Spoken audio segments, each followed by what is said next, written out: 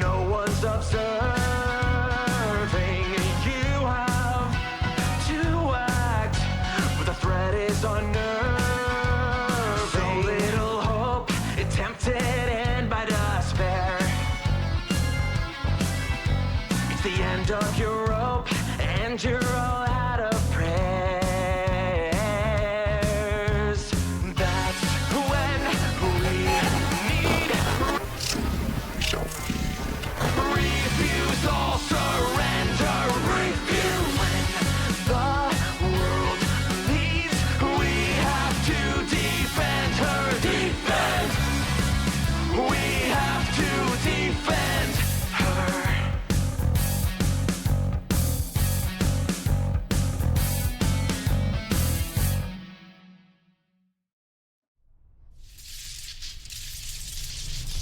Hello and welcome! We are here. We are back with Defenders of Phandelver Season 2. So excited to get our show started today. Honestly, I feel like I don't feel ready.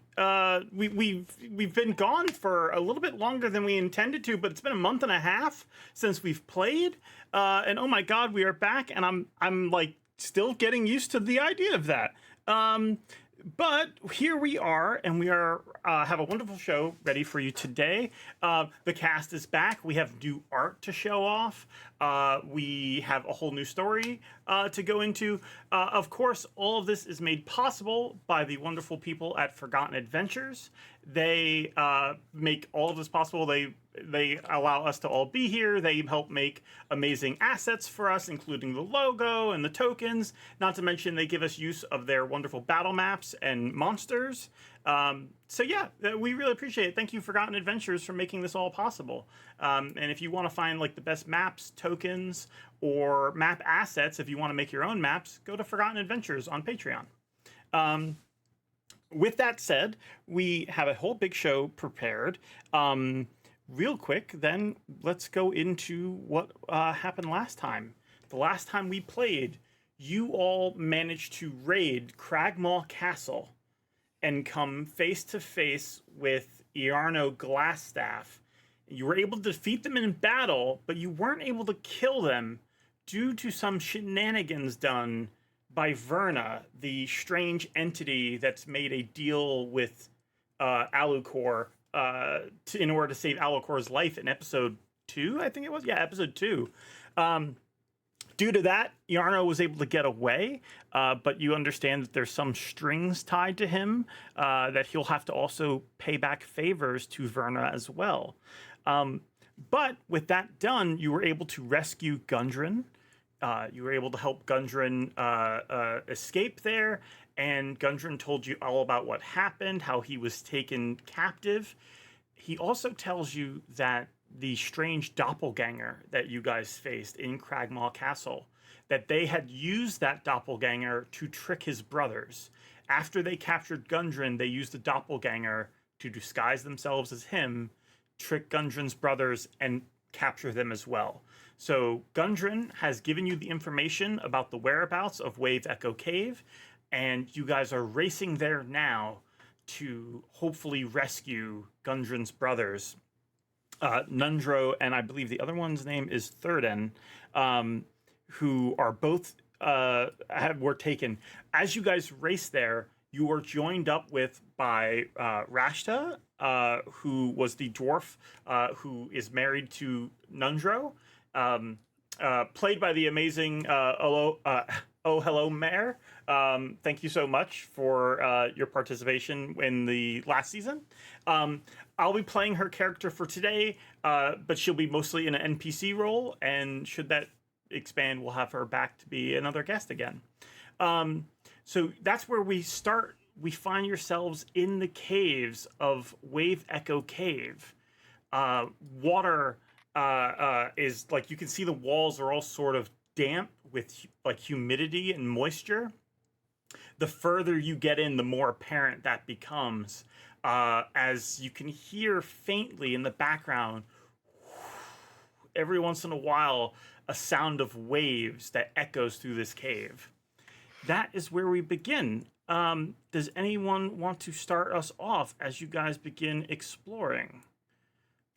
Could I ritual cast Detect Magic during Okay. this exploration period? Okay. Very good. Just to have it up. I just want to have it up. Okay, you cast Detect Magic as you guys march through the cave. By the way, you all should have long rested. You also have, you've long rested, and you also have leveled up since last session. Everyone's good on that? Yes. Hell yeah. Okay, awesome. Then we are ready to begin. You guys Navarra venture definitely through the has- cave. Say that again? No, please go. Oh, you guys venture through the cave, and you come to a wider opening. And give me just one moment. I've already started making noises. This is not a good sign. We need to get a counter going. George, did May tell you about our other campaign? Yes. That we were. Over I at was Cast playing in Party? another campaign, at Cast Party, and I had to roll dice, and I went when I was doing it, and another player from Fates of Fortunes called me out on it. So yeah, it's spreading. Thank you, George. Yep, it is. I think I may have gotten it from Brennan Lee Mulligan, by the way. If I remember right, I think it might have been seasons 1 of Fantasy High or season 1 of Unsleeping City. I definitely remember that happening. Yeah, So that was me and Abria with amazing. Oh, nice. Amazing. Brennan's also boy. like, hell yeah. Yeah, that too. Everything. Oh, hell yeah. Incredible. The other thing is, so okay, as you guys move through the cave, what is going through your minds? What are you thinking about as you guys move through here?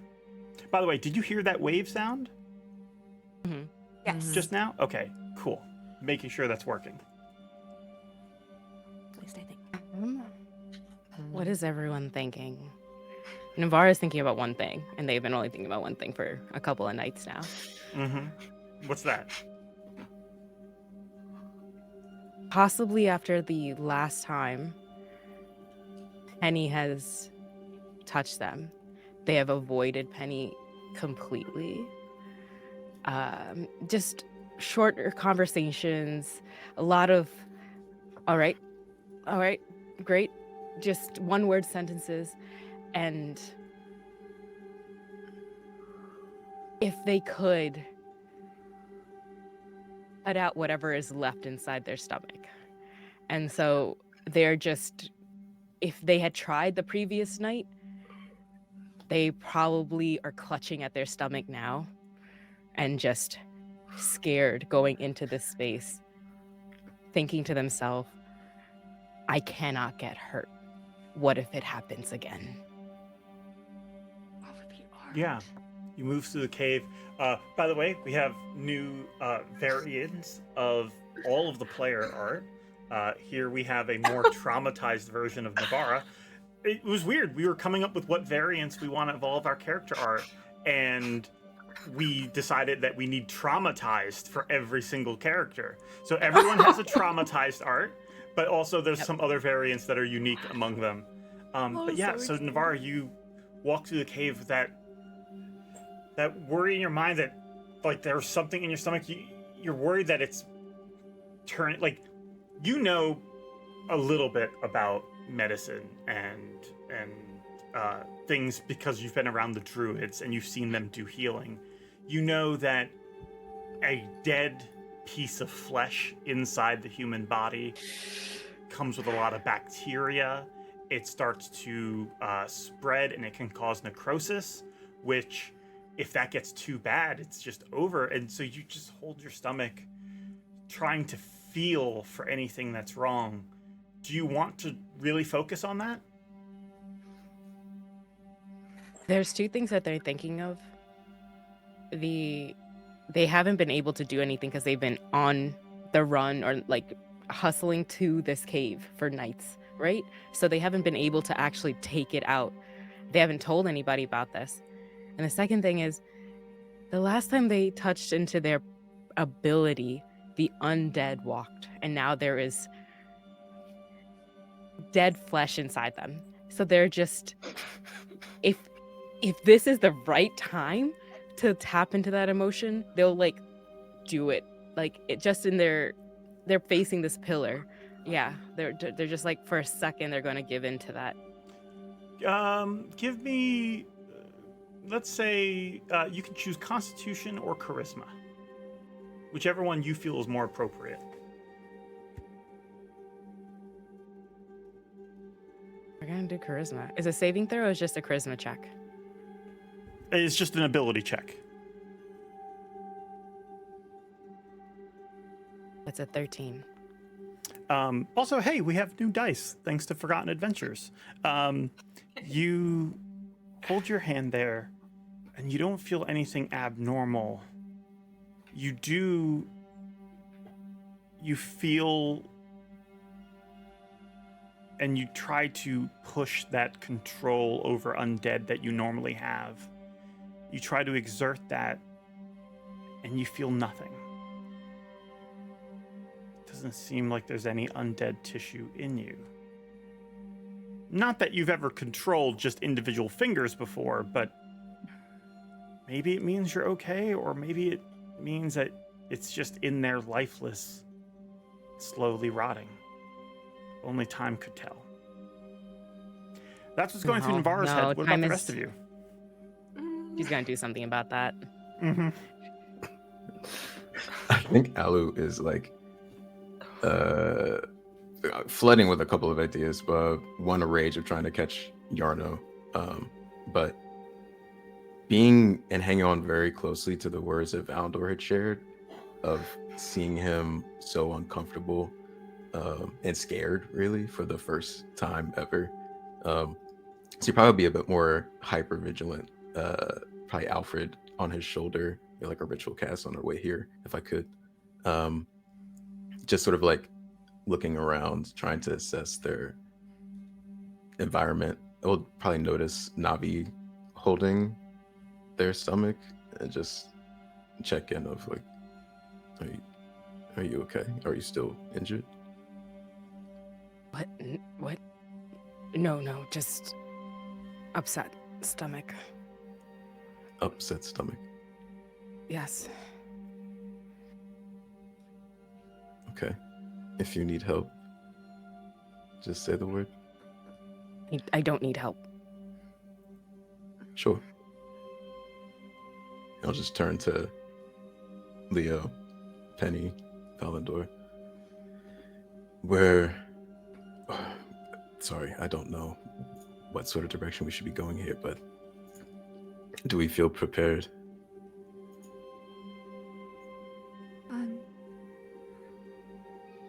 Well, I don't really believe we have a choice, so just keep going forward.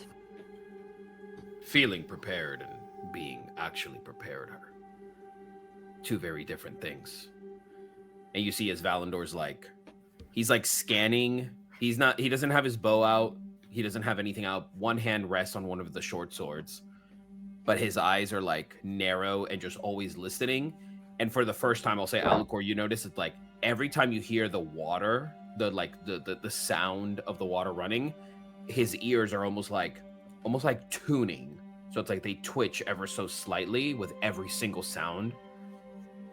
And then I just turn to you and I go, we must follow the river. It'll lead us to a cave. Perhaps that is where we should go. Okay. Do you want to lead? Takes a deep breath. Sure. As you move forward, the entrance of the tunnel leads to this large natural cavern supported by rock. You see in the western part of the cave, behind a small pillar, there are 3 bedrolls and a heap of normal supplies, sacks of flour, bags of salt, casks of salted meat, lanterns, flasks of oil, pickaxes, shovels, just gear galore. And amid the supplies, you see a body lying there. You hear Rashta yell out, "No, and she rushes forward, racing towards it. As she does, you see her drop to her knees beside this corpse of a small dwarf.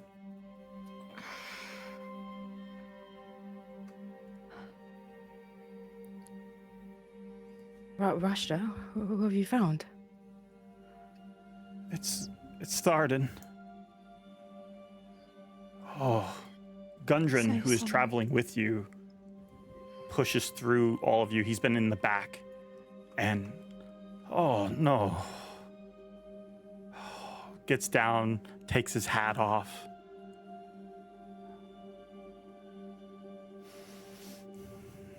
Rashta breathes deeply, looking over the body. You see them try to use any type of healing magic, and nothing happens. Do you think the same fate happened to Nundro? No. There's no point in thinking like that. Damn it. You see, as they're taking this moment to grieve, in the northern section of the cave, there's a cavern that has collapsed, forming a 10-wide, 20-foot deep pit. And that's over here. And sturdy rope is tied from 3 stalagmites in the cavern, dangling into this pit. It looks like there's a tunnel that leads in 2 directions. You also see, near the edge of this cliff, another body. This one looks slightly fresher. Can I go investigate? Sure. Ella will go with Leo as well. Yeah. Mm-hmm. You head over. Leo, are you lighting a torch? I'm going to have. I have my goggles on. The Okay. goggles of night. Very good. So I have dark vision out to 60 feet. Okay. Don't need So- Navarra anymore. No. Oh, the goggles come back up as soon as she's around. You see Don't worry. this body. It looks like of a goblin slumped over, but it's strange. It has like an elongated skull, and on its skin there are green streaks, like almost like scars, but they just stand out as like a brighter green. Is there any magic coming off of the body? No. You did notice there was some magic coming off of Tharden, as they were wearing a cloak of protection. Oh, okay. But the goblin, there's nothing appears to be magical about them. Okay. Could I ritual cast detect poison and disease on this goblin corpse Yeah. to kind of determine like what these green streaks could be, if there's something there? That's good. Yeah, you do that, and as you do, give me a medicine check. You Can I got it. assist him on that? Sure. Sick. Okay, first one's a dirty 20. Ooh. The second one is a 24. Okay. Starting off good, gang. Let's go. No, now once. Knock on wood. You're casting Setting this the tone. magically, and you're sort of like touching it. And for Alu, what's this spell like? What is it? What's the process of this spell?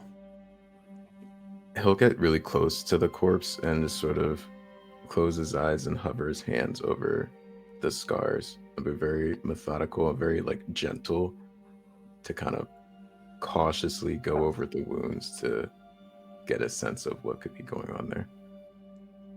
You do that, and as corpses rot, bacteria, fungus, and insects all approach these things and start to consume the remains.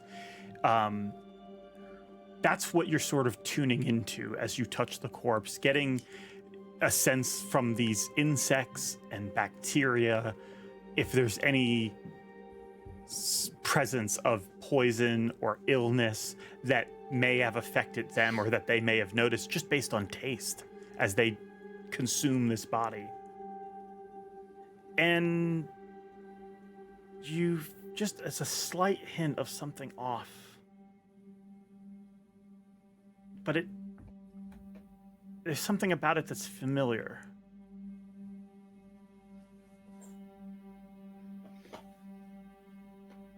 Is there anything else you want to cast this on?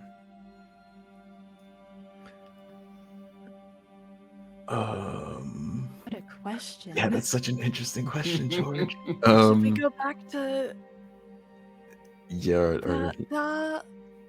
dearly departed. I think Alu, on the note of something feeling familiar, I think Alu will want to double confirm. So I'll go back over to Gundren and Rashta and check in with them. You detect no senses of that which you found on the goblin over at Tharden. Okay. Hate that.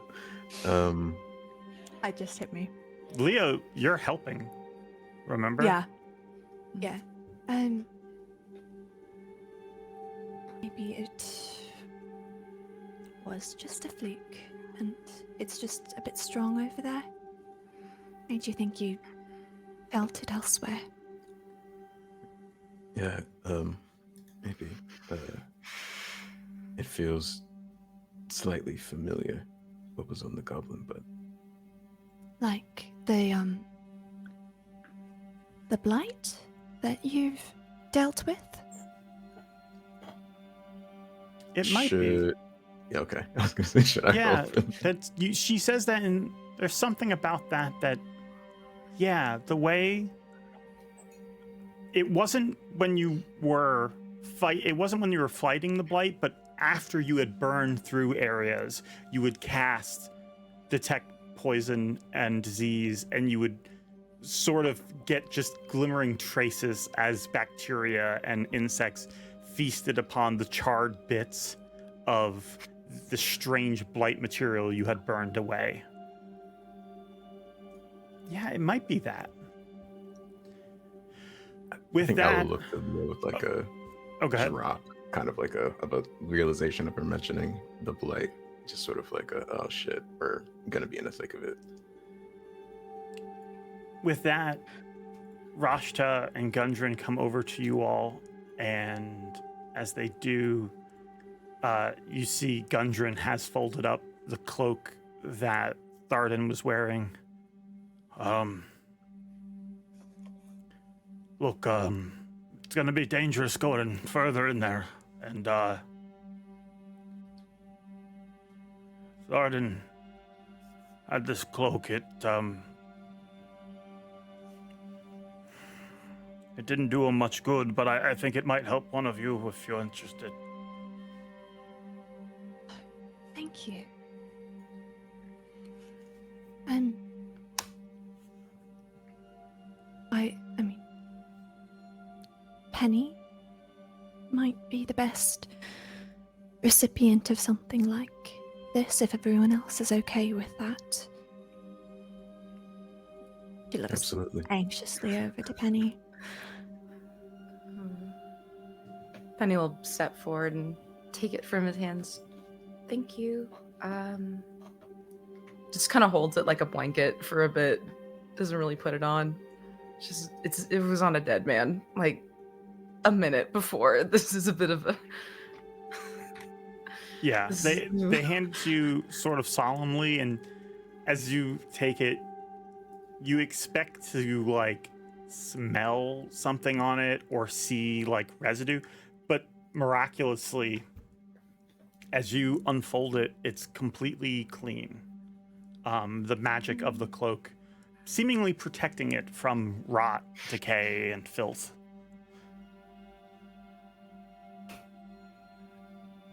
Okay.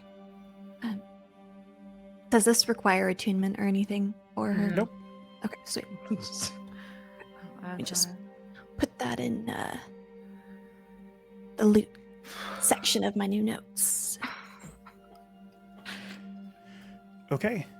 You guys get the cloak, and with that, there are 2 openings, left or right. George, can I possibly determine with Natural Explorer what might be the best path for us to take, or if there's anything discerning that I should roll for? Sure. Give me a survival check. Could I help by having Alfred sort of like scout whichever direction Valandor might lean towards? Yeah. You said survival? Yeah. Okay. It's an 8. 8. Okay. Roll one more time. We'll say that Alu's helping with his owl. Oh, nice. Okay, that's a 2. That's a 6. Okay. So 8. Do I detect any magic? Val, the last time you were in this cave, you were in such a fast scramble to get out. What you remember is that it's essentially a maze. There were times when you got lost. So going left or right, you're not sure. It's very possible both ends might lead you to the same place eventually, but you don't know what to expect as you move through these. You do remember the last time you were here that you encountered undead in some of these caverns, and you also encountered things like oozes and things like that. Normal things for the Underdark. The undead's a little bit strange, though. Something wicked moved through this cavern at one point and left sort of this necrotic energy behind. I regret to inform everyone. My senses are not as keen as I thought they would be upon revisiting this place. Where we are heading to now, the unfortunate horrors that await for us are overshadowing my sight. However, as long as we stick together, we should be able to get through this in the most positive of approaches. I will say, just based on your normal abilities, to the north, you can sort of hear the sounds of like water dripping, and you know to the north, and so the left side, on the left side, you think that likely may have been like a series of mine shafts. So you know that there was mining done on the left side. On the right side, you can smell just a little hint of fungus and rot. There is a path of the mines, and then there is a path of decrepit, stagnant residue of the horrors that lie within. I would leave it up to you all. The No, if you horrors know the don't way. sound nice. I reach out and just grab Penny's hand. Navarro's just like staring at Mother. Penny as soon as they say that. Just, yeah. If there's a path you seem confident in, we will follow. But if there's something we should be worried for, they walk out to the edge and they want to do divine sense. Okay. What does that allow you to detect? Location of any celestials, fiends, and undead, and you know its creature type. In the same what's the radius range? of 60 feet, you can also detect the presence of any place or object that's been consecrated or desecrated, as with the Hallow spell. 60 feet. You don't detect anything in that radius, but as you sort of like move forward, like here, you can feel that there is definitely undead in this direction, as Val had said. And over in this direction, you don't sense anything. Rashta speaks up They and just says, well, we don't know where we're going to find Nundro, so I'm reckoning maybe we split up. Alright. Okay. I can take care of these two. So whichever way you guys Okay. go, we'll go the other. Oh. As you feared, the right side is dangerous. So if you feel like we can handle that side, to Val, like everyone, do we want to take that one? Alec just like nods his head. Like, yeah. Let's do it. Okay. With that said, then, Rashta jumps down with Gundren and Sildar, and they start to head in this direction. She looks back at you all. You're sure you want to face the undead? You all prepared for that? It won't be the first Navarra's time. just clutching. Like, yeah, it won't be the first time. All right, then. If things get too hasty, retreat back here. We'll try to find you. Understood. I just say to Rashta before she leaves, Rashta, if you encounter the river and you find yourself in front of an enticing entrance, tread lightly.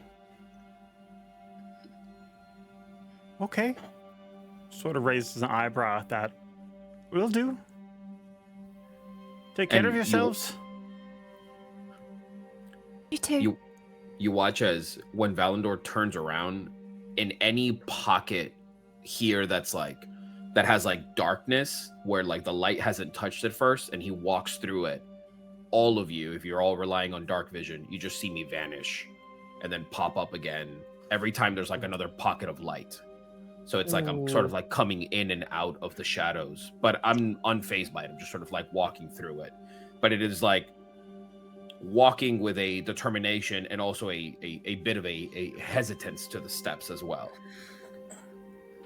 Navarra loves this, so they just shift as like a reaction, just like seeing that, because they're just ready for whatever's coming. But seeing you go in and out like a cat, like in the darkness, it's just they're loving it. So their teeth are out, their claws are out, and then it's like as they like flick their eyes open, it's like the slits of a cat, and they're just like, see, now I want to find some undead. Leo's very unnerved. This is not really her cup of tea, so she's going to touch her necklace and cast mage armor on herself. As you Just do in that, preparation. you get to another divide. There's a path that moves north into what looks like some more mine tunnels. Unclear how or where these might connect to the path that Rashta went. But ahead, you see that there are many bodies slumped on the ground, bones left behind from warriors by a fight that must have happened a long time ago. You also see everything's sort of dark and hard to see because of obviously there's no light and you're relying on dark vision, so everything's in black and white. But you do see that there's some like dwarven statues carved into the walls of this cavern. Do I recognize them? Yeah, give me a history check. With my background as well. Yeah. Architectural Don't worry stuff. about it. You recognize this is from that period. It's has all the telltale markings of the time of the original Phandelver Pact, Okay. when dwarfs, gnomes, and humans worked together and were able to do quite well for themselves until eventually, from what you know, bandits eventually drove them out. Right. Oh my. These statues. They're incredible. They look so well preserved. They're from so long ago. Wow. And She's not looking down at all the dead bodies. She's only looking up at all of the statues, and she continues to not look down in the slightest as she's looking at all of the statues. Penny's just following you around, You looking see- at the you see- bodies. That one was super significant. No, I see. It was Yeah. It's really cool to Yeah. see now. Just tries to touch one with her foot. Just, yeah, no, definitely. Wraps the cloak of protection around so tight. Yeah, no, this is so interesting. So As interesting. this is happening, I was gonna send Alfred up the path to the left. If I could like expend his full movement, 60 Okay. feet, just to scope that out. Give me 1 second. Let me do that. Okay. Second. You Yep, got it. send Alfred out. As they fly down this pathway, are you letting them? Are you putting your senses into them? Yeah. Okay. You fly through. You see that it does indeed connect to further mines. You also see a doorway up ahead to the right, and you can see the slight flicker of light on the other side of this door, like something might be living in there. So Alu's kind of just standing there in a little bit of a trance. His eyes are completely white. He'll snap back and turn to Valandor. You mentioned a door. What does it look like? Perhaps I was being poetic in my approach, Alucor. Not so much a door, but a portal. I don't know Okay. if it lays dormant or if it's disappeared after some time, but it's closer to the river. Okay. What lies beyond here, I do not recall. Understood. I sent Alfred up to scout the path ahead, and there's a door. There's a light behind it. There might be something there, but I do not know if it is this door or portal that you mentioned previously. And he'll say this loud enough for the rest of the party to hear as well, that there's like something up north. But we can investigate the dead here, or can take this path up ahead. Oh, right. Investigate. Yes. Real quick. Give me a perception check, Leo and Valandor. Perception is not my best. Oh, but it's not bad. I rolled a 19, so 21. Wait, never I mind. had a 19 and then it rolled to a natural 1. I'm so sorry. Val, you're like keenly listening for the sounds of waves, and then Alu has this conversation with you, sort of distracting you. While that's happening, Leo, you are admiring these statues as Penny and Navarra look among the dead. Navarra, what are you doing in this space? Let's see. They're just collecting information about what happened here and trying to figure out if there are tracks, number, Okay. where from, stuff like that. Give me a How old survival are- check. And while you're doing that, Leo, what you see as you're looking at the statues is you see something clinging to the ceiling, and it is hanging upside down. What was that check again? 18. 18.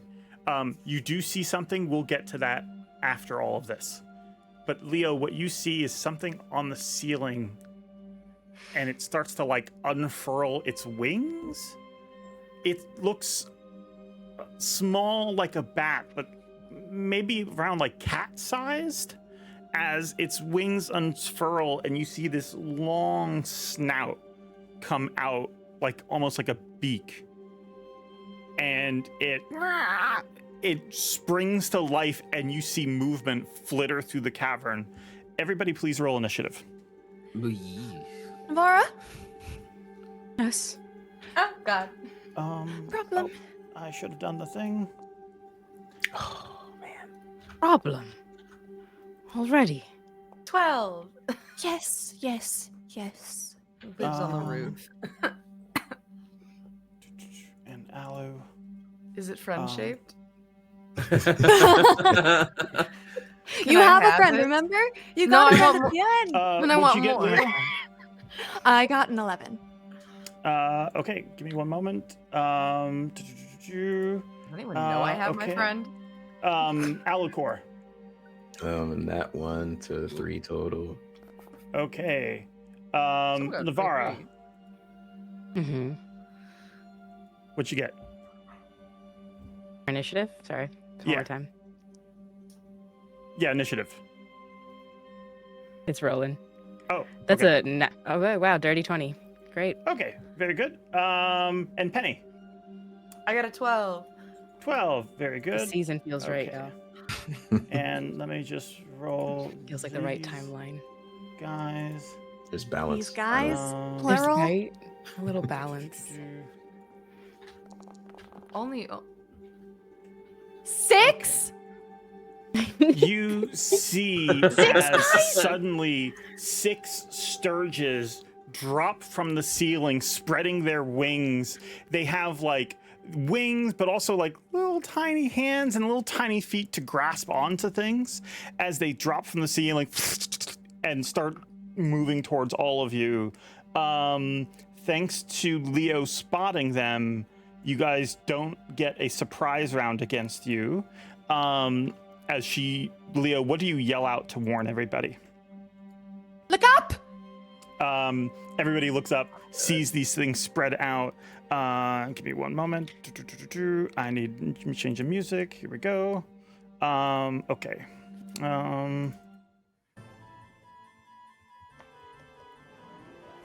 Okay, very good. Okay. Let me just make these things not invisible anymore. I believe Navarra okay. can't be surprised with alert, right? No, you can't be. That means if they got surprised, you would still be on the same initiative turn as them. But they didn't get surprised on anybody, thanks to Leo spotting them. Valandor, you're the first to act. What do you do? Just instantly look towards the creature, and just fire an arrow directly at it. Okay. Roll to hit. And I've added light to the scene just to make it a little bit easier for everybody to see what's going on. Oh my, they're horrible bats. Mm-hmm. 23. Yeah, that definitely hits. Okay. So then that is going to be 5 piercing damage, but because of Dread Ambusher, it also takes, it's the first attack on my turn. Doesn't matter. Dead. Oh. You shoot one out of the sky. Do you have another attack? No, I don't think so. There Okay. it is, the George. No. That brings us to this Sturge will fly down and straight towards Navarra. That is going to be, let's see. Normal. That is a, what was that? 17 to hit Navarra. No. No, it misses. It has a +5? It has Starting a off +5 strong. Here we go. It has a +5 of what? to its attack bonus, so it was a total of 17. But that doesn't yeah. hit you, so it latches on, but you manage to like block it with your armor Flex it out. as you like sort of prepare to react to it. That brings us to one moment. Okay, get that up. Okay, that was that. All right, Navarra, you can respond. What would you like to do? Let's see. This is where I wish I took Great Weapon Master, but not now. Let's take the sword, Talon, and go for a slashing attack real quick. 18 to hit. That What is this definitely hits. season? What is this season? This is great. This is wonderful. Keep it up. Don't speak too That's loudly, 12 George damage. is listening. Dead. You claw this one out of the sky. Do you have another attack? Yes, the next one right behind it, with their bonus, they're going to slash at it with their claws. Got it. So you spear this one, getting it off of you, and then you move up to the next one. 24 to hit. Navi. 24 hit. rolls. Yep, that hits. You know what? Everybody has more than a +1 on their damage, right? Yeah. Okay. Yeah. Yeah. You don't have to roll for damage anymore. Not for the rest of this fight. You kill this one.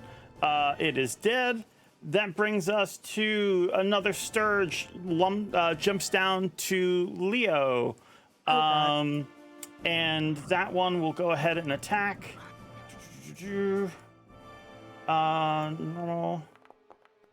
That is a 13 to hit you. Does not hit. Does not hit. Misses. Okay. That brings us to Penny's turn. Stay back. Oh god. Mind Sliver at the one that's attacking Leo currently. Okay. Does it make a save? It does. It's the intelligence saving throw. It needs to hit a 13. No. No. it has a -4. So, yep. Yeah, it's 1d6 to this, so. Is it just 1d6 flat? 1d6, yes. So, All right, roll that. Oh. 6. Because if you get a 1, yeah, it's dead. If you got a 1, it would still be alive. Okay, Go away. that is your turn. That brings us to this one. Will also swoop down at Leo. Leo, stop looking at the architecture. No, but they've stood for like 400 years. 21 I to hit know Leo. you're not I going would to say stand. that hits me, but these are just. That's gonna be. That is 4 piercing damage to you. Ow! Okay. Okay. Yep. That's that, and then that brings us to. Let's see. That was that one. That brings us to Leo. Your turn. Okay. Well, I'm going to take my dagger and I'm going to hit the one that just attacked me. Okay. In theory. That's a 17 to hit. Yep. That hits. I do a minimum of 3 damage. All right. It is very much dead. Wonderful. Okay. That brings us to one more. It will also swoop down on Leo. What is this? Damn. Leo is wearing the least amount of armor in proximity to them. So These guys have -4 to their intelligence! they know what flesh How do looks they know? like. And so they're right. moving down towards flesh. Okay. We're all very covered. That is a crit. Okay. Ow. First crit of the season. First Sensational. crit. Ow. Interception. Don't kill Are you her. doing interception? Yes, I'm doing Yeah. interception. All right. It swoops down to deal 10 damage. Roll your interception. That's 7 damage off. 7. It bites into you and blood just starts gushing out. Before it can really start sucking the blood out, Navarra comes up behind it and starts pulling it off. That brings us to... So it does only 3 damage, right? Sweet. Yep. Okay, that is their turn. That brings us to Alucor. Alu's going to rush up to the one that just attacked Leo and swing with 15, 20. a scimitar, if I can Okay, reach. go for Oh, it. I'm so sorry. I didn't add my proficiency bonus into that. That's 7 plus 2, so that's 9 damage. Oh. So, So Leo, it's you only only one. took 1 damage from that. Perfect. Aw. I'll heal 2. That poor Sturge. They tried. You know. Really tried. I'm gonna roll to hit. Okay, that's a 19 to hit that little guy. Okay, 19 to hit. Yeah, that hits. So that one's definitely gonna die. You cut through this one. It falls to the ground. Is there anything else you want to do on your turn, Alucor? Are there any more Sturges alive? No. Um, But I think will he's say just- this: at this time, you hear banging, like something trying to break out of a door. Oh no. Okay. Alu will just look to the group and say, "Stay ready. I'm hearing banging. Is it coming from the direction of the door that we saw with Alfred?" Or be able to That's a out good shadow? question. Let's everybody roll. I'm gonna trust you guys. I want everyone to roll a stealth check, but if you feel like you've made a particular amount of noise during this combat so far, roll at disadvantage. I will roll at disadvantage. Yeah, I think I've so, been for attacked sure. a lot. Okay, first one's at 21. Oh, second not one's at bad. 15. 15 with disadvantage. I stay consistent with 12. 9. Valandor, where's yours? I was just trying to read something, but that is 21. 21. Valandor, thankfully, you guys don't draw the attention from up here. The attention's coming from somewhere down here. You hear doors banging. Yeah, and let's see. Give me one moment as I add these folks to initiative. There we go. Roll NPCs. Oh, that's so many. Valandor and Navarra, you hear this banging happening down south. What do either of you do?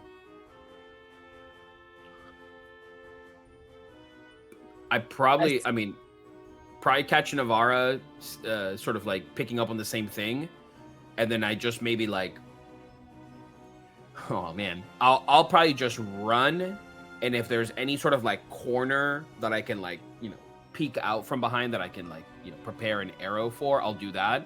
But in doing that, sort of hinting to the rest of the party that there is something coming from this hallway without saying it out loud. Okay. Yeah, Navarra will take that command of like everyone down, quiet, and then let Val get back into the shadows, and we'll take the other side. Okay. Val gets into the shadows, hiding here.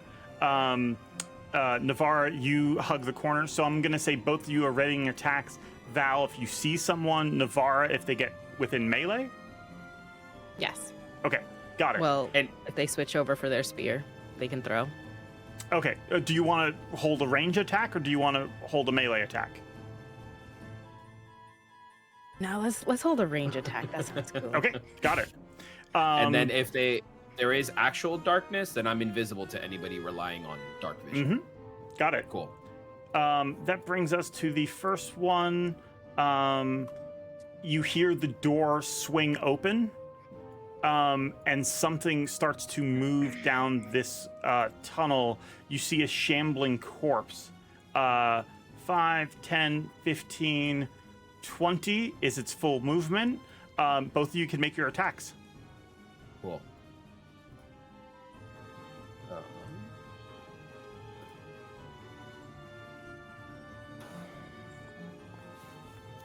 13 for me. That hits. 7 to hit. 7 misses. For damage, it is 8 points of piercing. Okay, got it. Let's double check. You shoot an arrow into it. It keeps shambling forward. This reminds me of our session 0 we did a long time ago that you guys almost died in. I don't. Yeah. Crazy. What a throwback! Insane. Wow. Wow. I don't wanna 5, think about that 10, one. 15, 20 gets there is another one. That one, by the way, dashes to close distance with Navarra. This other one also closes distance with Navarra because they cannot see Valandor. Actually, one moment. Do they see? Yeah, they rely on dark vision, so they can't see Valandor. That brings us to this one, which will 5, 10, 15, 20 gets it there. 5, 10, 15. It also gets up in melee of Navarra. That brings us to Penny. You see zombies swarming around Navarra. Oh God. Fine. I mean, the best thing. They're not gonna listen to me. They're not that smart, right? Can I do?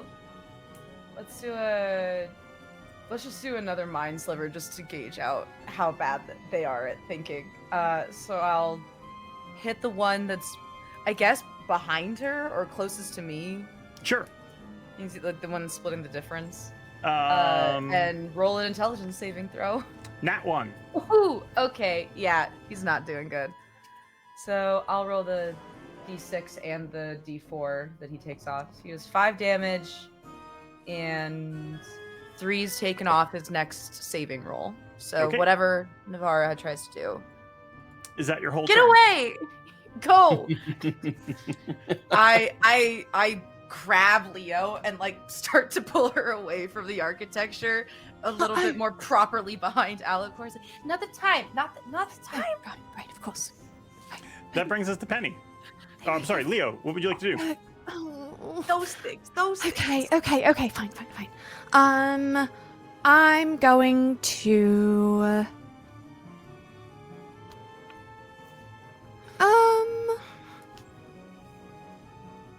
how many zombies are there around Navarra right now? 3. Like 3. 3? Jesus. Jinkies. Don't know if I want to try this yet. Are there 5 feet, more than 5 feet between Navarra and Valandor?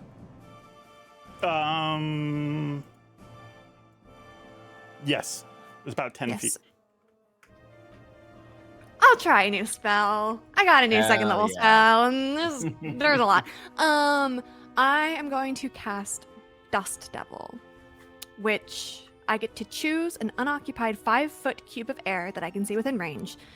And an elemental force that resembles a dust devil appears in the cube and lasts for the spell's duration. Any creature that ends its turn within 5 feet of the dust devil must make a strength saving throw. On a failed save, creature takes 1d8 bludgeoning damage and the creature is pushed 10 feet away. Would that impact if I put it like in between the top and center zombie? Would that affect any party members? The top and center zombie. What's the radius you said of it? Unoccupied 5-foot cube that I can see okay. within range. And if it ends its turn within 5 feet of the dust devil, it has to make the strength saving throw. Yeah, if you put it there, it'll just get 2 of them. Okay. And it won't get Navarra or Valandor. Yeah. And then I'd also like to make use of my new feat. And can I take the study action against these zombies? Okay. Say that one more time. Can I take a study action to study the zombies and call to mind an important piece of information about it, potentially? Yeah. You can do it as a bonus action. Yeah, absolutely. So first, do these guys need to make a saving throw? When they end their turn. If they end their turn within 5 feet of the dust devil. Oh, okay. Got it. I think. So you, looking at these zombies, you can tell these are some of the dwarves who originally worked this place. Okay. Whatever killed them, it may have been the bandits who raided this place may have had a necromancer with them, or there may have been other magic afoot that caused this to happen. Okay, that is your turn. I'm sorry. Can I switch where I put it? Can I actually put it between the middle and bottom Sure. zombie so that anyone who comes up through the tunnel is going to have to deal with it? Yeah, absolutely. Good idea. Awesome. We'll Thank say you. it's right there. Beautiful. That brings us to this next one. Okay. You hear lumbering sound 5, 10, 15, 20, 25, 30. It gets here as this massive ogre carrying a mace covered in wounds and rot comes stumbling out. And let me just double check. What is the range on this weapon? -5, I think. I agree. I think it's -4. Yeah, That that's is 2, 5 George. foot. So that would be just shy of getting to Navarra. So it's gonna just pass through. It gets here and actually kicks this zombie over to position itself right here so it can attack somebody. It ends its turn, so it does have to make a save. Yes. What does that do? Strength 13 saving throw, so I'll probably pass. But Natural 20. Actually, Jeez. I don't want it to succeed. I think it rolls a 6. Okay, actually. it rolls a 6. It rolls a 6. Yeah, you remember this moment of this thing barreling through from a dream you had one night. And as you do, you shift the Dust Devil to like knock some stalagmites down to make this thing get hit. What damage it take? So it's going to take 1d8 bludgeoning, and then it's going to get pushed 10 feet away, so it's going to get pushed 10 feet back. Okay, Ooh, nice. gets pushed here. Roll that damage. Takes 2 bludgeoning, Got it. but it gets pushed away. Okay, 2 bludgeoning. All right, that's their turn. That brings us to their friend who comes stumbling out. They're only able to get here, and sort of like angry, they're going to swing and attack. Are we gonna hit anyone That is a 21 to hit. They hitting their ogre, or? Ooh. buddy? Yeah, these are very dumb ogres who are now dumber zombies. As it gets here and he gets pushed They're back zombified into him, ogres. he just swings and does 9 damage to this ogre in front of him. Dumb, you say. Okay, that's their turn. That brings us to this guy. You see there are even more zombies piling up behind them. 4 more come shambling out. Is it 4 more? Is it 4 more? No, 3 more. My bad. 3 more zombies come shambling out. Brother, what? And that brings us to Alucor. It's okay, I can hold this for 10 rounds. Got this for a minute as long as I don't get hit. I have faith. Alu will turn to Leo and just say, I have to use fire. Okay. I'm gonna like just look down and kind of bury my head in your cloak. I'm just gonna hide Leo. behind you. You got this. We got this. Okay. He'll then turn. He'll put one scimitar in a sheath and then open his hand and cast Flame Blade, creating another scimitar purely Okay, made of fire. got it. Navara is just looking at you like, not the cape. Alu just gotta look at If you want to, Navi. do you just want to attack the zombies? I can't make a weapon attack yet because it costs a magic action. Oh, okay. But he'll cast that, and I'll get right onto the zombie that's right at Navara's back. Okay. Is that your whole turn? Yeah, I think so. Yeah. Okay, that brings us to Valandor. Damn. I will 2 engage with Navarro, 1 engage with Alucor. Mm-hmm. Dang. And then the two massive ones coming down the 2 way. massive ones with 3 smaller ones behind them. Hell yeah. I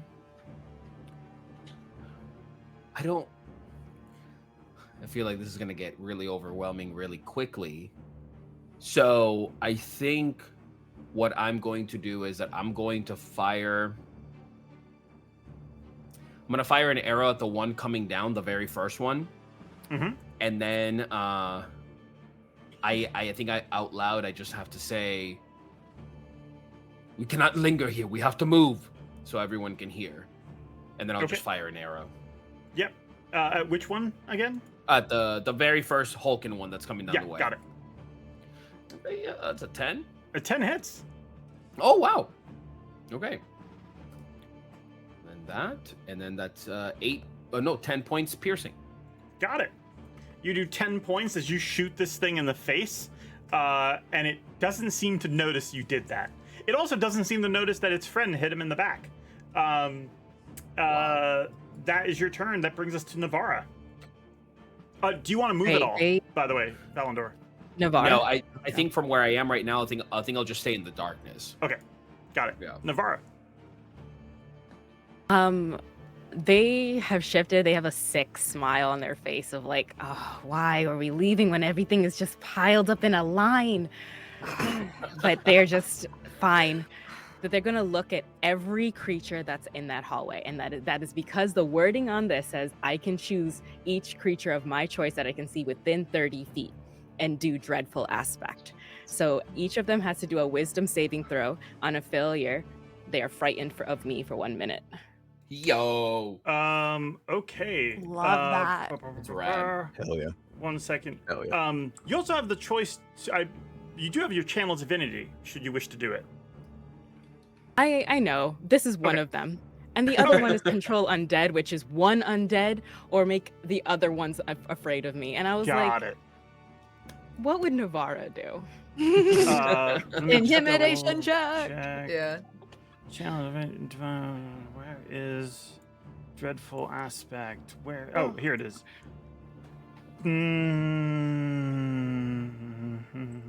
Yeah. Okay. Oh shit. Okay.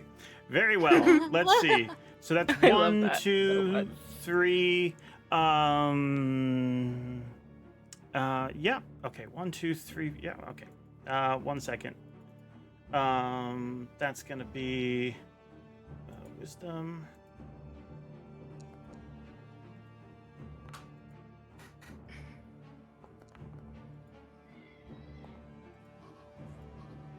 Okay, I think one of them passes. The very first zombie. The rest fail. Wow. Oh. So the two big boys? So they are frightened? They are frightened. Okay. If they move past 30 feet, they can redo the saving throw. Got it. Oh, and there's actually one more. One second. That's an awesome effect. Yeah, I'm loving this effect. Yeah. That's awesome. Really that cool. one makes it. So I'm not loving that roll though. Damn. That's okay. The one who is closest to Navarra that passed that check, Navarra is gonna, with a bonus action with their claws, swipe Go at for it. them.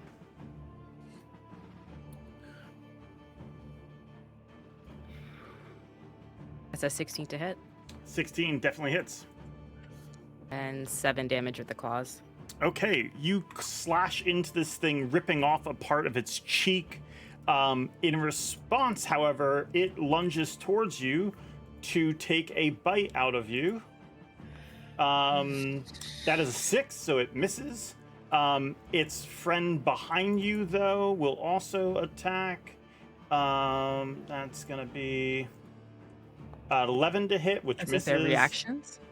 Say what? No, these are their turns. Just- Oh. Oh, okay. Oh, Cool, did cool, that cool. guy That's end good to know. Did the guy end its turn They're in gonna, the dust? they're Devil? going to. Okay. So yes, they have to make a strength save. What's the DC on that again? Never mind. Doesn't matter. He gets pushed 10 feet back. We'll say he gets thrown into this corner. And roll the damage on that. 3 damage. 3. Got it. Not rolling hot on damage. You're This getting one all right the damage. here. Yeah. Okay. This one. Yeah. It doesn't. I don't think it's close enough. But this one will go ahead and attack Alucor. 15 to hit you, Alucor. That misses. Nice. Hey. Okay. They all miss. That brings us to Penny. There's no one that's close. I was going to do. I think I need to reposition myself for this to work. Mhm. I'm currently next to the. I'm going to basically run to the other statue, like in front of it, so I have like a clear line of sight down this hallway that has been created, and let's see if I can just push the zombie back with everybody else. I'll do a lovely telekinetic propel and just push him as far back as I can. He needs to roll a strength saving throw. Okay. Let's hope he's not strong. Yep. He fails. He's not strong. All right, I'm gonna roll. I'll roll a d6 and then I multiply that by 5, and that's how many feet back he gets. Ooh. Nice. Wow. 6. Okay, what's 6 times Okay, 5? That's 30. 30. 30. 30. Five- He goes back 30 feet. He goes back, slamming into this ogre. Roll a d10. Yay. D10. Here we go. 7. 7. He takes 7 damage, slamming into the ogre. Leo, roll your Dust Devil again. Oh. Oh, yes. Yay! I was hoping. I Nice. didn't know how Another good that would 3. be. Yeah, he takes another 3. He basically like slams into the ogre, falls into the dust devil, and like hits the ceiling and lands on the ground. I like this spell. So he is prone. Okay, that is Good their idea. turn. Is that all for you, Penny? Penny's gonna keep moving and get to the other wall if she can, because I don't think I've run out of movement. Yeah, Just you can I go don't about like there. being something they can see easily. So just like a little bit to the side. Perfect. Okay, Then yeah, Leo, she's your just turn. gonna wave at Leo. Nice. Good job. Can I? Ooh, can I wind tunnel? I would like to. Do I see the second ogre? Yes, Can I wind tunnel that one? sure. Okay. That's a 23 to hit. That is that should hit. Yeah. Okay. You wind tunnel them. So I'm trying to think. All that does is slow them down, correct? And it does 1d8 cold damage. Yeah. Roll that. But yeah, it's going to be their speed is reduced by 10 feet until the start of my next turn. So any movement they do, reduced by 10, and they Okay. take 2 cold damage. Okay, 2 cold damage. Got it. Is that your whole turn? And then I'm also going to move a bit tucked into the shadows as well. Okay. And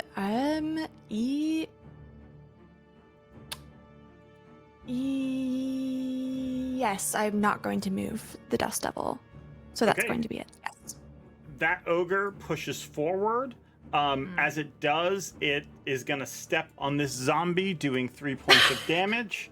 As it just walks over it, it gets. It's going to get up to Navarre. It's standing right on the dust devil. It stands there and will swing on Navarra. That's an I'm starting 11, to feel- big miss. Ooh. It has to make a strength save because of the dust devil. That's a 17. I believe it succeeds. I'm so glad I didn't try to push that one. Silvery barbs. Silvery barbs. Okay. Yeah. Let's go.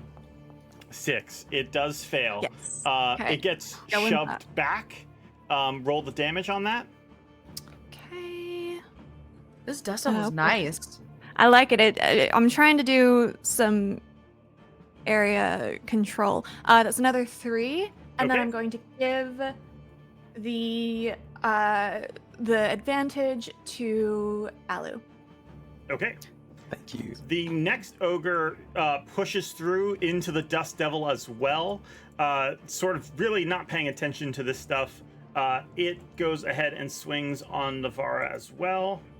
9. Wow. Aren't they frightened? Yeah, they're frightened. They're frightened. So it would have disadvantage. Yes. But it can't doesn't have- willingly move closer, right? Oh, it can't. to me.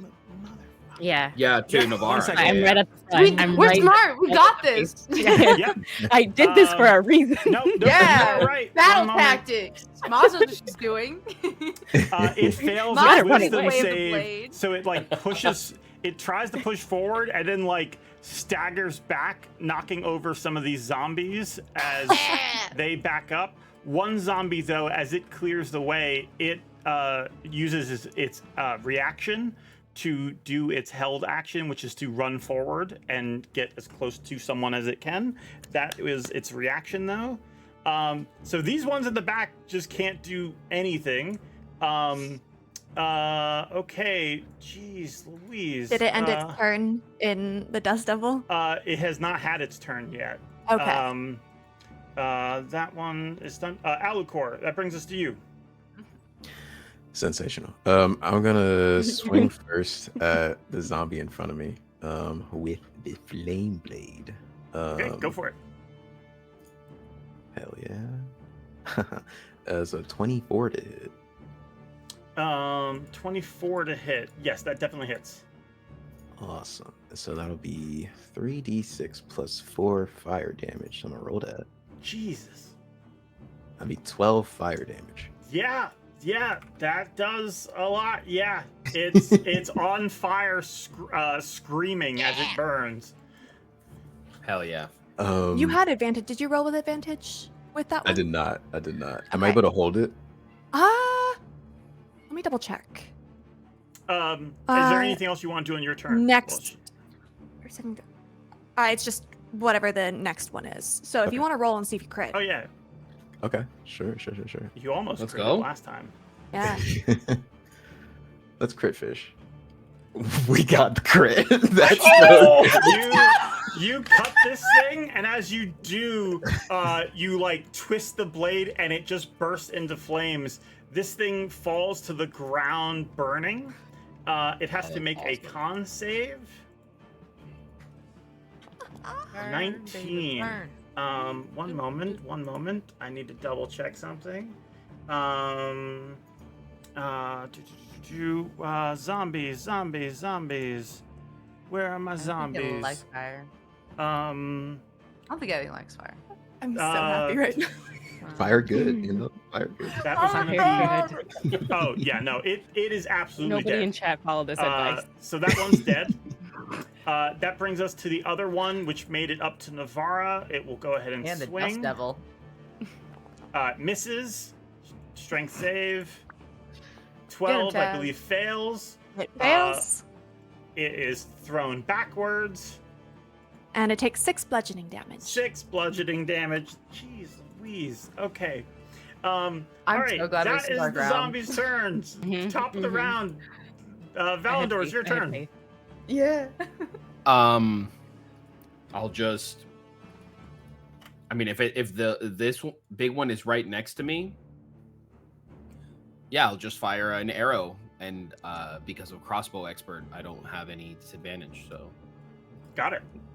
I will. Sorry, D&D Beyond loading. Here we go. This one did make its save. It's no longer afraid. Okay. Also, George, just for planning something out, have we journeyed about an hour or more within these caverns, like as a group? I would say yeah. Okay, cool. Okay, then as far as a hit, that's a 10. 10 to hit. Which one are you attacking again? The one right next to me, the one that's right there. And, Big ogre. The big yeah, ogre? the ogre. Yep, that hits. Oh, cool. So then that is 7 points of piercing. Okay, 7 points of piercing. Got it. Anything else? No, I'll just stay in the shadows. Okay, Navara, you still have the 2 bigger ones are afraid of you. The 2 smaller ones are no longer afraid of you. And you have no one within melee of you, as they've been pushed back by this dust devil. Cool. Excellent placed. Who's the? Which zombie looks like they're at full HP right now? These ones in the back here. Cool. Why not? When will we get another long Five. rest? We're going to the murder 10, hallway. I can 15. no. No. No, I can move that's the not what they're down. doing. Don't worry. Oh wait, Don't worry. we can just You're move them good. back. Yeah, like Yeah, progressively. Give me 1 sec to read this real quick. Is it within 30 feet? Yes. Cool. They just look at it and with like a point of their like claw, just like say mine, and we'll do control undead. Are you doing it to the ogre, or are you doing it to No, the the zombie? zombie. Wait, Okay. the ogre's undead? The ogre? Yes, the ogres are both undead. They're That's all why they're undead. hitting each other. That's why they're hitting let each me other. just double Get a check. big one. Get a big one. that ogre. Get a big one. Get a Let me big just one. double check control undead. I just need to make sure that there's not anything against this. Yeah, it just says one Just a undead. It wisdom does saving not throw. say any size specification. So it has to make a Boy. wisdom saving throw. DC 12. One who's like less beat up. It Yeah, needs that's to the one I want. roll a it needs to roll a 12 or higher. Does That it is have a 7. disadvantage? Ability check, so it's disadvantage. Hey. Oh, doesn't matter. It doesn't matter. Yeah. This one's under your control. Let's see. We're gonna do Wreck shop. It's Wreck no shop. longer afraid of you. Let's freaking go. It is Yeah. instead. We're gonna go with. They don't have one for charmed. That's surprising. All right, we'll just do cursed. So that one's labeled as cursed, Okay, there we go. All right, so you control that one. Anything else you want to do?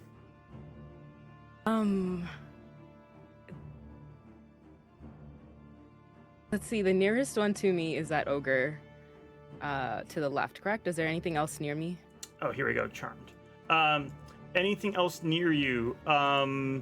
There's two right here. A zombie and an ogre zombie.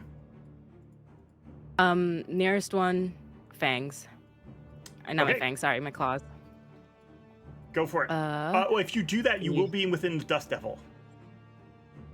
Oh, I didn't realize that was a Dust Devil. I thought it was just the frightened conditioned spell thing. You know what? No, they won't. They won't then. Okay. Pull back. Yep. You just stay back and ready for any of them to come close. Got it.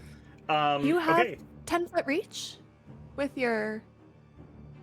No, it's 5 foot with my. Oh, With my... I thought it was 10 foot. Oh, with your Um, claws. Right. Oh, yes, with the claws. Okay, that brings us to this zombie.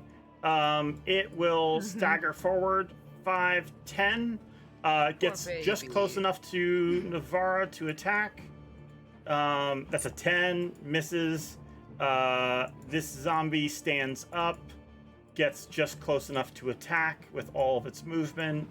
And that's going to be 19 to hit. Hooray! Something. We finally did it. 5 whole damage. We're so proud of you, hits George. for that. Yeah, what's up? We're so proud of you. You did it. Yeah. did this it. You one crit on makes me a earlier. strength You're save. fine. It manages to beat the Dust Devil. Okay. It still takes half damage. Go for it. So that'll be 1 damage. 1 damage. Got it. 1 damage. All right. That is their turn. Okay, that brings us to Penny. Penny has an awful idea. How close? I can get to Alucard. 5, 10 feet. Yeah. Penny's gonna get behind Alucard, touch him in the back, and she's got a telepathic connection for 5 feet, so I'm close enough that I can talk to him. I'm gonna be like, Alucard, I have 3 bottles of oil, and I hate to say it, but I've been inspired. Would you like to burn the rot once more? And then just wait for you to respond, but ready in action. Amazing. Use telekinetic fling so I can chuck like one of my glass bottles at one of these things. Just Okay. put them out. Okay, Big so Alice you're is like- readying an action. Yes. Leo, you don't know what Penny's doing. You just see them walk over and start fishing into their bag while putting a hand on Alu's shoulder. It is your turn. Okay. It's deep. I am going to. Oh, I don't know. If I move my Dust Devil up 1, would it hit Val? Let me see. Because I'm assuming, in theory, if I do that, it could get all, like, both zombies and the ogre will have to move up. Yes. Okay. I'm gonna, as a bonus action, I'm gonna move it up to there. Got it. And then I'm just going to wind tunnel. Are both of the zombies looking pretty messed up at the moment? Yes. Okay. And the ogre? Yeah, a little messed up. I'll keep Pepper and the ogre. I'm gonna stay in the shadows and just try to tuck myself away, but I am going to cast wind tunnel on the ogre Okay. and roll an 18. 18. That does hit. Roll damage. 4 cold. Okay. That is, Okay. we're moving up. We've gotten a lot of 2s and 3s. You hit it for 4 cold damage. cold. Speed reduced by Um, 10. It gets hit with this cold, and then it staggers, and it sort of sniffs, and then it swings its mace wildly towards Valandor. That's going to be at disadvantage because they cannot see him at all. They're smelling him. Is that right? Yeah, a 12 plus 6, so 18. Yeah, I'm that sorry. hits. Interception. 14 bludgeoning damage to you. Did you say interception? Mm-hmm. Yes. Is this within? What's the range on interception? 30 feet? Oh. Why did you say 30 feet? You know, it's within 5 feet. Yeah, no, Whatever. you're too far away. Dust Devils between you and them. What did you say? it- 18? 18. No, I'm sorry, 14. 14. Got it. Yeah. It hit you for 18 to hit. 14 was the damage. Got it. It swings, hits Valandor. Valandor, you're like, how? Sorry! It backs up.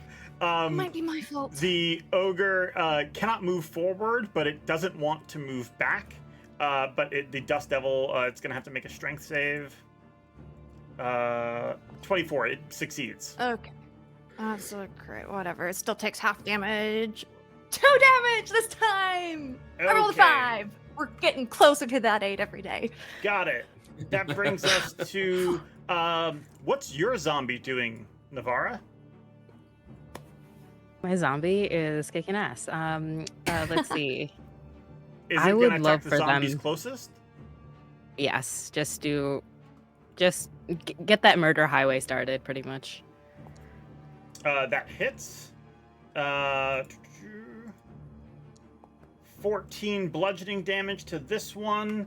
Nice. You hear a crashing sound as this zombie's back is like broken by this mace. That's its turn. This zombie 5, 10, 15, 20 gets there. It will use a full dash.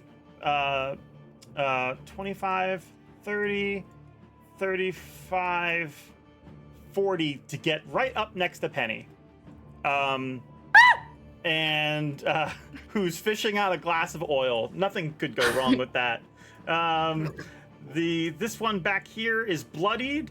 Doesn't even like pay mind to the ogre. It starts to move away. The ogre gets an attack of opportunity, which hits. And 15 crushes this thing. It has to make a con save. Which that is gonna be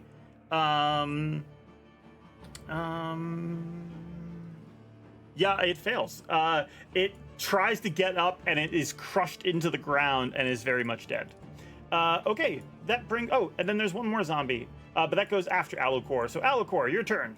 You got a zombie closing on Penny, who's about to pull out a jar of oil. I think before responding to Penny's proposition, as this like zombie comes up, he's just gonna instinctively stab at it with the flame blade. Okay, don't roll on that one. You're so Oh, right. God! Thank you for yeah. Totally. Okay. Oh, okay. It's a Okay. it's a plastic 20. There's always that chance, like, and if you roll on that one, it's like, okay, great, we're doing this. Okay, yeah, that hits. All right. So we're looking at. Oh wow, that would have been really bad. We're looking at 17 fire damage. 17. Yes, this thing Fuck. bursts into flames as a sword goes into its back, and its clothing, which is old and rotted, ignites right away, all within melee of Penny. Pen- is Look that to your Penny whole and turn? say, I do have a question. After this. I'll look at Penny after that and just be like, I'm asking a lot of Leo right now. I don't think more fire. Oh yeah, is the Leo, answer. make a wisdom save. Oh, God! Wisdom. 16? 16. You see this and you just feel like this intense dread come over you, and you can like feel the heat radiating against you, but you are able to maintain your composure. Okay. Is that your whole turn, Alucor? So question, so these attacks with the flame blade are like magic spell attacks, Yeah. but are made with the like my scimitar as a weapon. Yeah. Would I still be able to use a bonus action for the other scimitar, or would it cancel Uh, out because it's a magic spell? Give me melee one attack? moment. Let me double check. Spells. That's not the right character sheet. That's a very good question.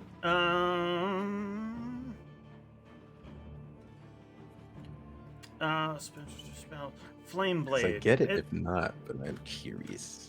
It's very rare people has action.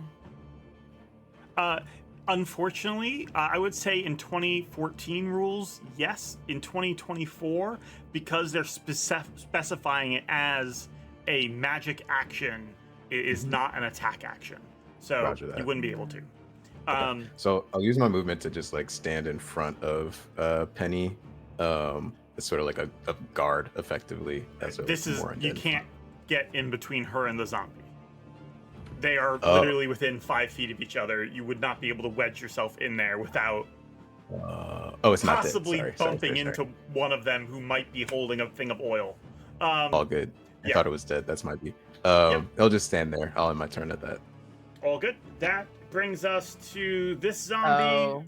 Runs forward 5, 10, 15, 20. Gets within melee of Alucor, and it will attack. 6 to hit. It misses. All right. That's its turn. It does have to make a strength save. That's a 12. Does that meet the DC for Dust Devil? Oh, sorry. A 12? No, it does not. Okay. So it's going to get pushed back. As it gets here, it tries to swing at you, Alucor, and then it's flung over you. Flying to the other side, it lands over here. I rolled an 8! Finally! 8. There we go. 8 bludgeoning 8 damage. Okay, that brings us to Alucor. I'm sorry, Valandor. You're good. Names. I think I'm just going to... Yeah, I think I'll fire an arrow at one of the ones engaged with Navarro directly ahead. Okay. Go for it. Okay. Hey, 23. Yeah, that definitely hits. Okay. And then that is, cool. 12 points of piercing. 12 points of piercing. This zombie goes down. It has to make a con save. It has to be a 17. It does not. It dies. Okay, so that's one down. Is that your whole turn? That's my whole turn. Okay, that brings us to Navarra. Sweet. Let's see. You have one zombie alive in front of you. I'm going to start deleting these guys off the board to clean things up. And the other one's trapped in the Dust Devil. Got it. To the one in front of me, sweep with Talon, the sword. Oh, and give me one. Wow. Okay. No, you rolled. Actually, silvery barbs. You can't silvery barbs. I can't silvery barbs. It has to be effect. positive. Yes. Okay. Then no, you'll. You can, it's like remember, silvery barbs is like yelling Yeah. "You suck" before someone rolls a bowling ball. You can't be like "You're gonna do great." That's not gonna work. I believe in you. I don't know. I'm trying to decide if I use important. Hey, How- anything can work with a little positivity. That's all we're saying. So real. I will You know, remind you I like guys. these. You could say you suck I'm to gonna Navarro. And be remind like, you know guys. what? Fine. Valandor would have warned you. I'm gonna zoom out on is it where time to we're leave? at. Oh, okay. Yeah, it's fine. It's fine. So this is where we're at. So if you want to use your portent now, you can. But No. You're good. No, I don't want You're to. good. Yeah, you're I don't want still to. Do I'm it. gonna Oh, save holy it. shit. You won't. Yeah. Oh, Right. It misses. There's you can swing with your claws. yeah. That's what I was gonna go for next. Yep. 25. That definitely hits. That's a crit, right? Yeah. Yeah, that's a 13. 13. Got it. Yeah, this one's definitely dead unless it makes a con save. It has to be an 18. It does not. It's very much dead. Okay, that one's gone. That brings us to Penny. Your turn. Ooh. think carefully. I feel, in terms of, okay, so the zombies that are next to Navarre are gone, right? Yes. There's just the big one in the corner. He's no longer under the frightened state, though. Correct. Okay, so this won't matter that much. I'm going to take a step to the left, just like one, so I can get a better angle on it, and I'm going to use telekinetic propel again to push the flame guy into the large man in the corner. Are you concerned at all about the one directly in front of you? I'm pushing him specifically. Oh, you're pushing the guy directly in front of you. Yeah, I want to. The reason why I wanted to take a step was to get a better angle to make it more direct. But I mean, they're literally just in a line between the one that's right in front of me on fire and then the large one in the corner. Oh, you're trying to hit it into the large one. Yes. Got I'm it. Go ping for it. pong it. So I'll do that. You're playing pool with a flaming zombie. Got it. Let's go fishing. Let's see. I need to. Oh no, this is a strength saving throw from you, and then if you fail, I get to roll how many feet I push you away. That's a 15. Shoot! That doesn't do it. Oh well, that was a bonus action. Let's see if there's anything else I can muster. It's already on fire. It's already on fire. Oh, it's on fire. Oh, It's fire. actively on fire. Oh, God. Fire good. I don't want Fire to. bad. Fire's bad. I don't want to be touched by this. Let's go. Let's go with a mind spike, just so that I don't have to deal with it. This is gonna be wisdom saving throw from it, I believe. Okay.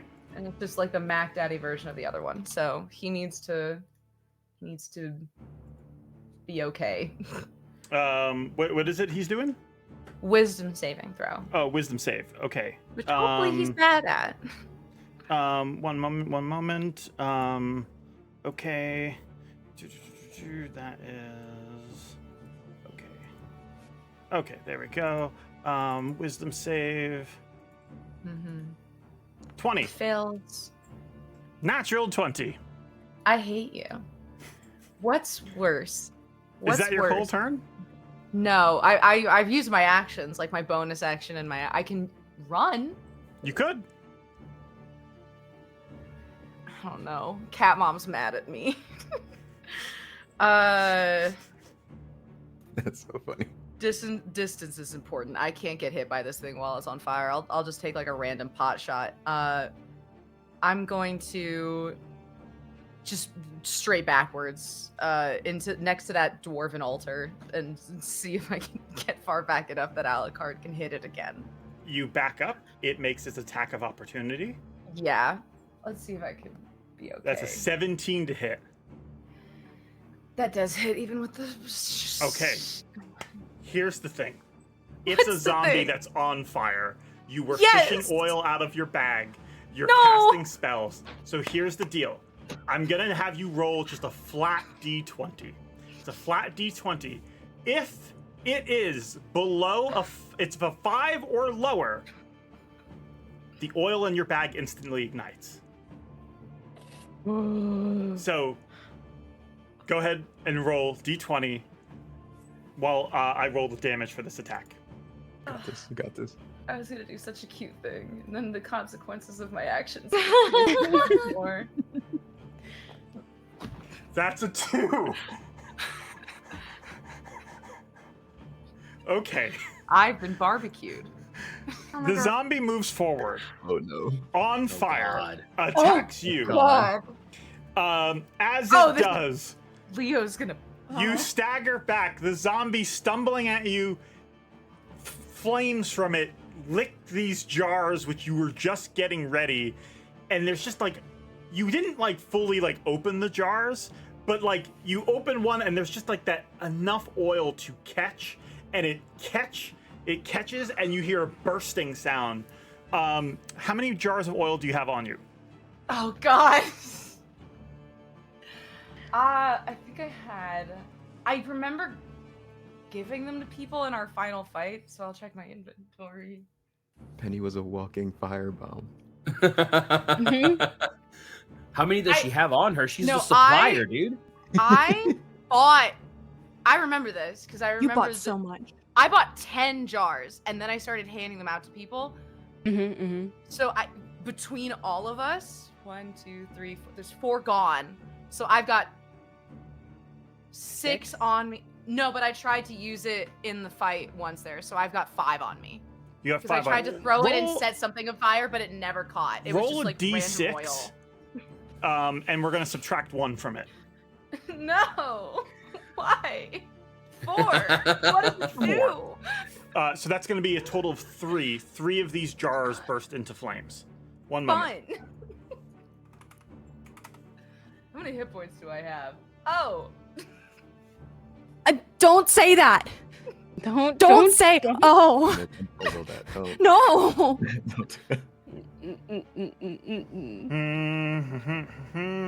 This might be the end of. I might need to. This start- is different now. It's not Okay. trumpets. It's like scary humming now. I need you to make a Dex saving throw. The DC is going to be the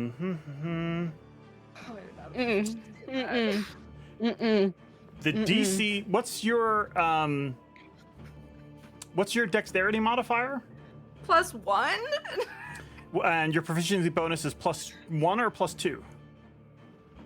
No, I don't have proficiency. No, just proficiency bonus in general. I believe it's +2. Oh. So the Yeah. DC for this is going to be 11. So please make a dex save. What does not spontaneously combust? Okay. Oh. All 3 I'm- jars burst into flames. You are unable to get out of the way. You see this massive ball of fire go up. Oh, God. As it does, Leo, I need a wisdom saving throw. Give me 1 moment. Let me fix these 16 again. 16. Okay. One more time at disadvantage. Okay. I'm saying one more time, that- we'll consider it disadvantage. I'm a Understandable. firebomb. 10. 10. Okay. Leo, you are instantly terrified. Give me 1 moment as I just spread fire out all over this map.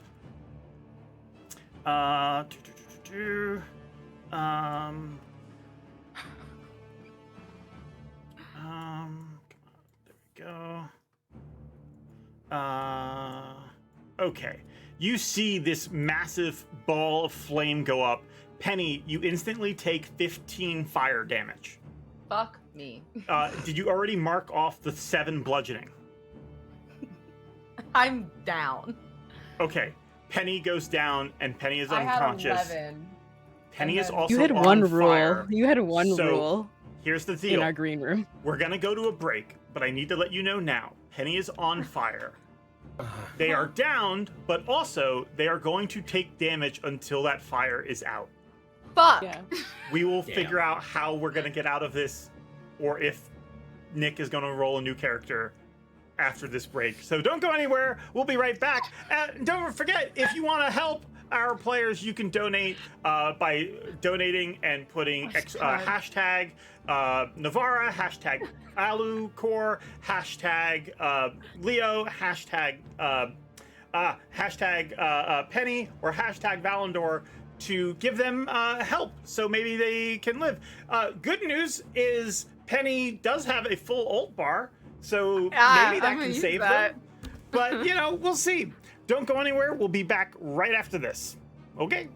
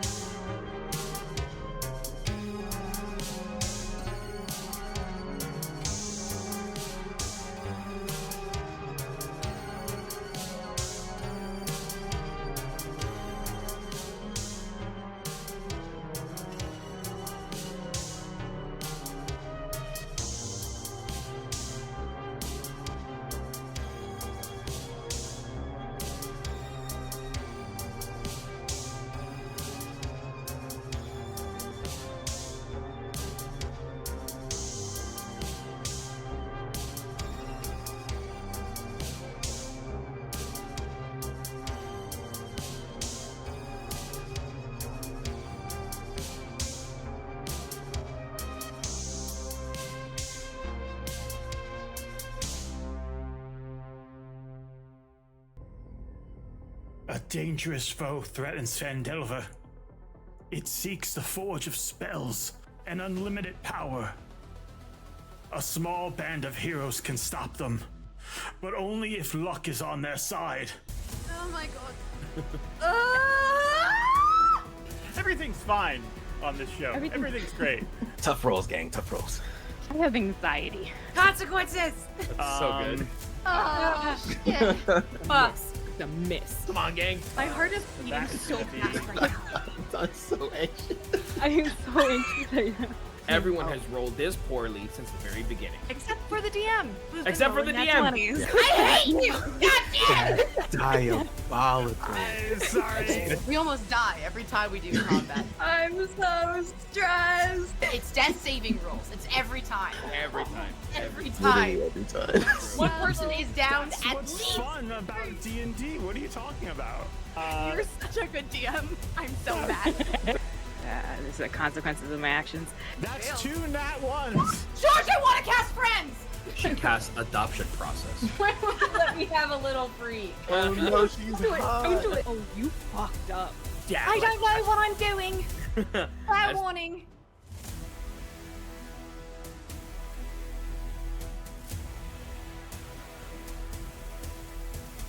Yet another hot lady bullying Alucor. When's it my turn? What happened? When's it my turn?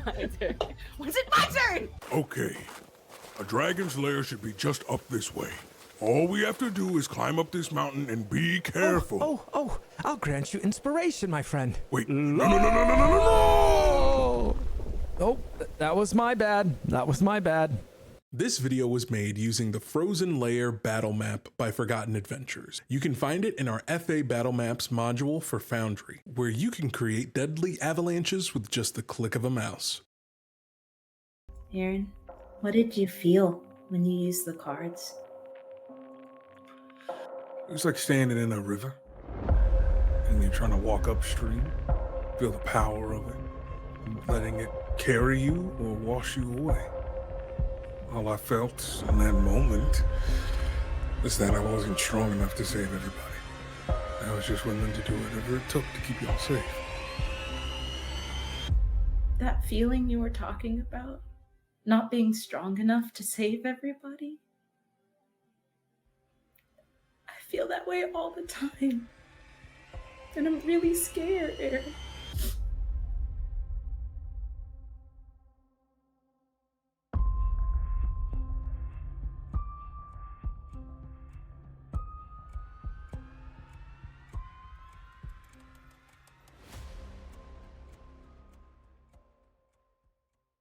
If you need art for your tokens, then Forgotten Adventures has just the thing for you. The new token browser makes searching our library of over 11,000 tokens easier than ever. You can search for the tokens you want by name, then just click and drag to your actor and it's done. You can even set it to randomize color variants if you're feeling fancy. Token Browser is currently in beta, but it and our free library of tokens is available today for all Foundry version 13 users. And the full library of over 11,000 tokens is available to Adventure Tier patron supporters.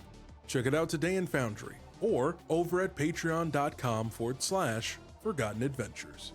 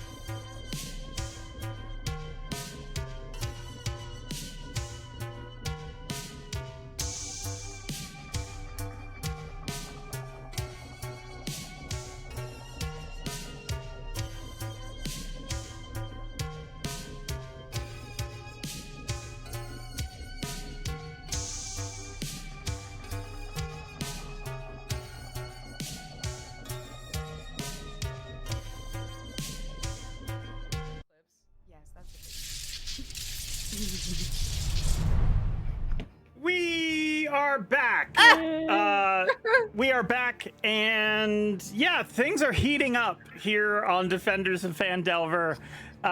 You know, we're just getting this fire started. Oh my god. You're done. No more puns. I didn't start the fire. It was always burning. Penny, you're also in trouble. Also, I know, Jack.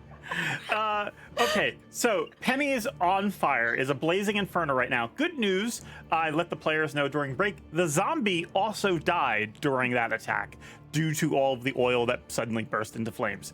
Leo, it brings us to your turn. I'm gonna up the music here because I think things have gotten a bit more chaotic. There we go. Leo, first thing I need you to do is make me a con saving throw. Oh, God. Okay. Oh no. Okay, why? 17? This 17? is concentration. Okay, you maintain your did I get concentration on Dust Devil. The Dust Devil. Oh, right. Okay. 17. Yep. Yeah. Good. Okay. Okay, very good. So, Leo, it's your turn. What would you like to do? Reminder that what you I'd like are to do is panic. afraid. You cannot move closer to that fire. Oh, the 16. Okay. Okay. Yeah, no. Frick. Okay. Is the ogre still on the board? Yes. Okay. Going to wind tunnel him. Yeah, I'm gonna wind tunnel him. So that is a nat 1, never mind. Okay. Makes sense. And then, yeah, nope, that I feel like is very thematic. Yeah, I mean, I feel like that's about all she can do. I think she's gonna send a really panicked look over to Alu and start backing up. Okay. You back up here. Your eyes are almost fixated on this fire as you see Penny unconscious in the flames. That brings us to the ogre. The ogre will... it didn't see that it hit Valandor, so it's going to move for the next thing it can see. It's going to attack Alucor. That's going to be 13 to hit. I believe misses. That will miss, yeah. Okay, and strength save. It succeeds. It's not pushed back by the Dust Devil. What does it add? What does it have? How strong is it? It has a 4. A 4? But the DC is a 13. It rolled a 21. Oh, I thought I saw 7. Okay, that makes a lot more sense. I was like, okay, 17, not 7. Understandable. Okay. So then half damage Yep. is... Sorry, I am very scattered and stressed. 8 bludgeoning. Got it. Oh, so 4. Sorry. So 4. Yeah, because that's it's right. halved. Yep. Got it. All right. That's that. That brings us to this zombie's dead. That brings us to Alucor. It's your turn. Oh, actually, no, I'm sorry. The ogre zombie for Navarra, 5, 10, 15, 20. It will full dash here. But then it has to make its save. It will also take 4 damage. Okay. All right. That brings us to Alucor.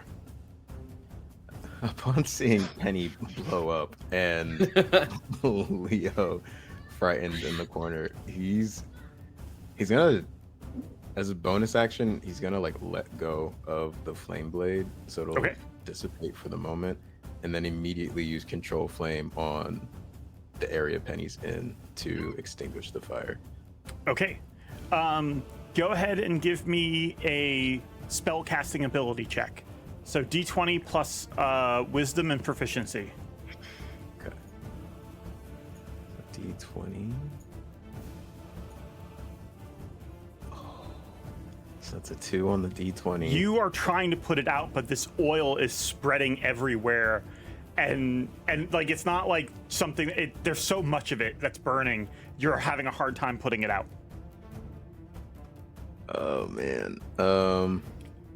By the way, I want to clarify that you're using control flames, which can snuff out fire. It is snuffing out some of it. There's just more of it happening. So you haven't been able to put out the fire immediately on Penny yet, but you are trying to put it out. But just so the 20 was, or sorry, the D20 was a 2, but with wisdom it'd be a 4, and then we said proficiency. That still wouldn't be enough. Okay. You're struggling with this. Yeah.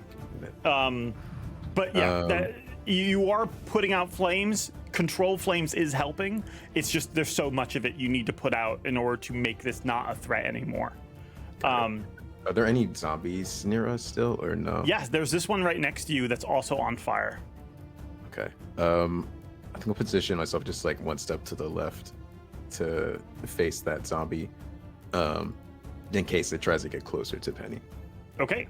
That zombie at the start of its turn, it has to take, let's see, it takes 1 fire damage as it is burning. Actually, wait a minute. No, I think it takes 5. Yeah, it takes 5. So it takes an additional 4 damage. So it's not looking great. It will swing at you. 11 to hit, misses. That's its turn. That brings us to Valandor. 2 big ogres and then the 1 zombie. Yes. And this ogre, you see there's like red glowing in its eyes. The one right in front of me? This, like, the one in the greener back. Oh, wow. There's like magic on it of some kind. Okay. I can't help Penny with the flames. I can heal after, but I think I'm going to I'm gonna hunter's mark the one with the red eyes. Okay. Give me.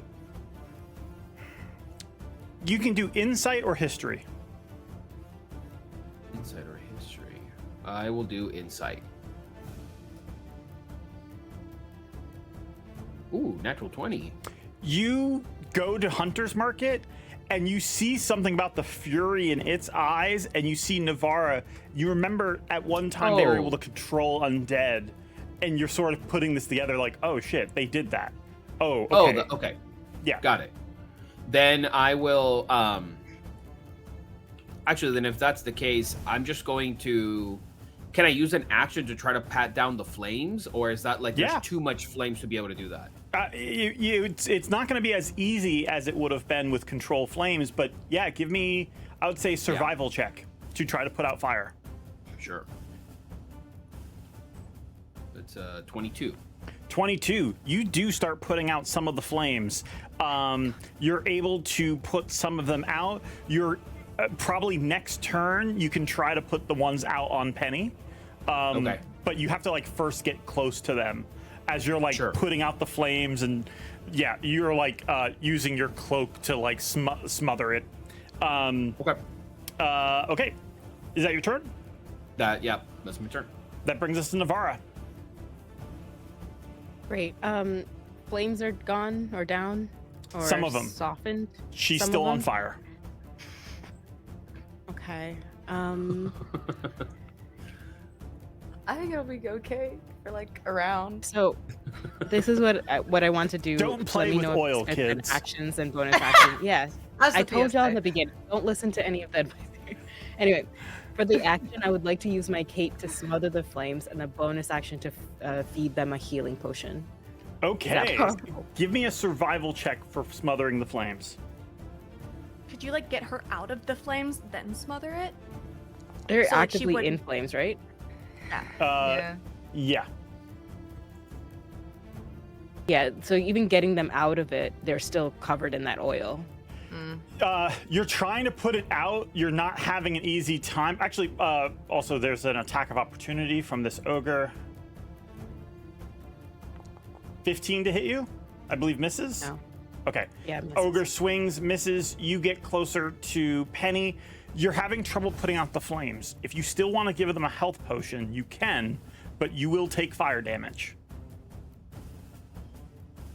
Oh yeah, I'll take the fire damage. Give Okay. me the Roll the health potion. You take 5 points of fire damage. is health is 2d something. Yeah, 2d4 plus. Plus 4. Yeah. Plus what? Plus 4. Yeah, plus 4. Plus 4.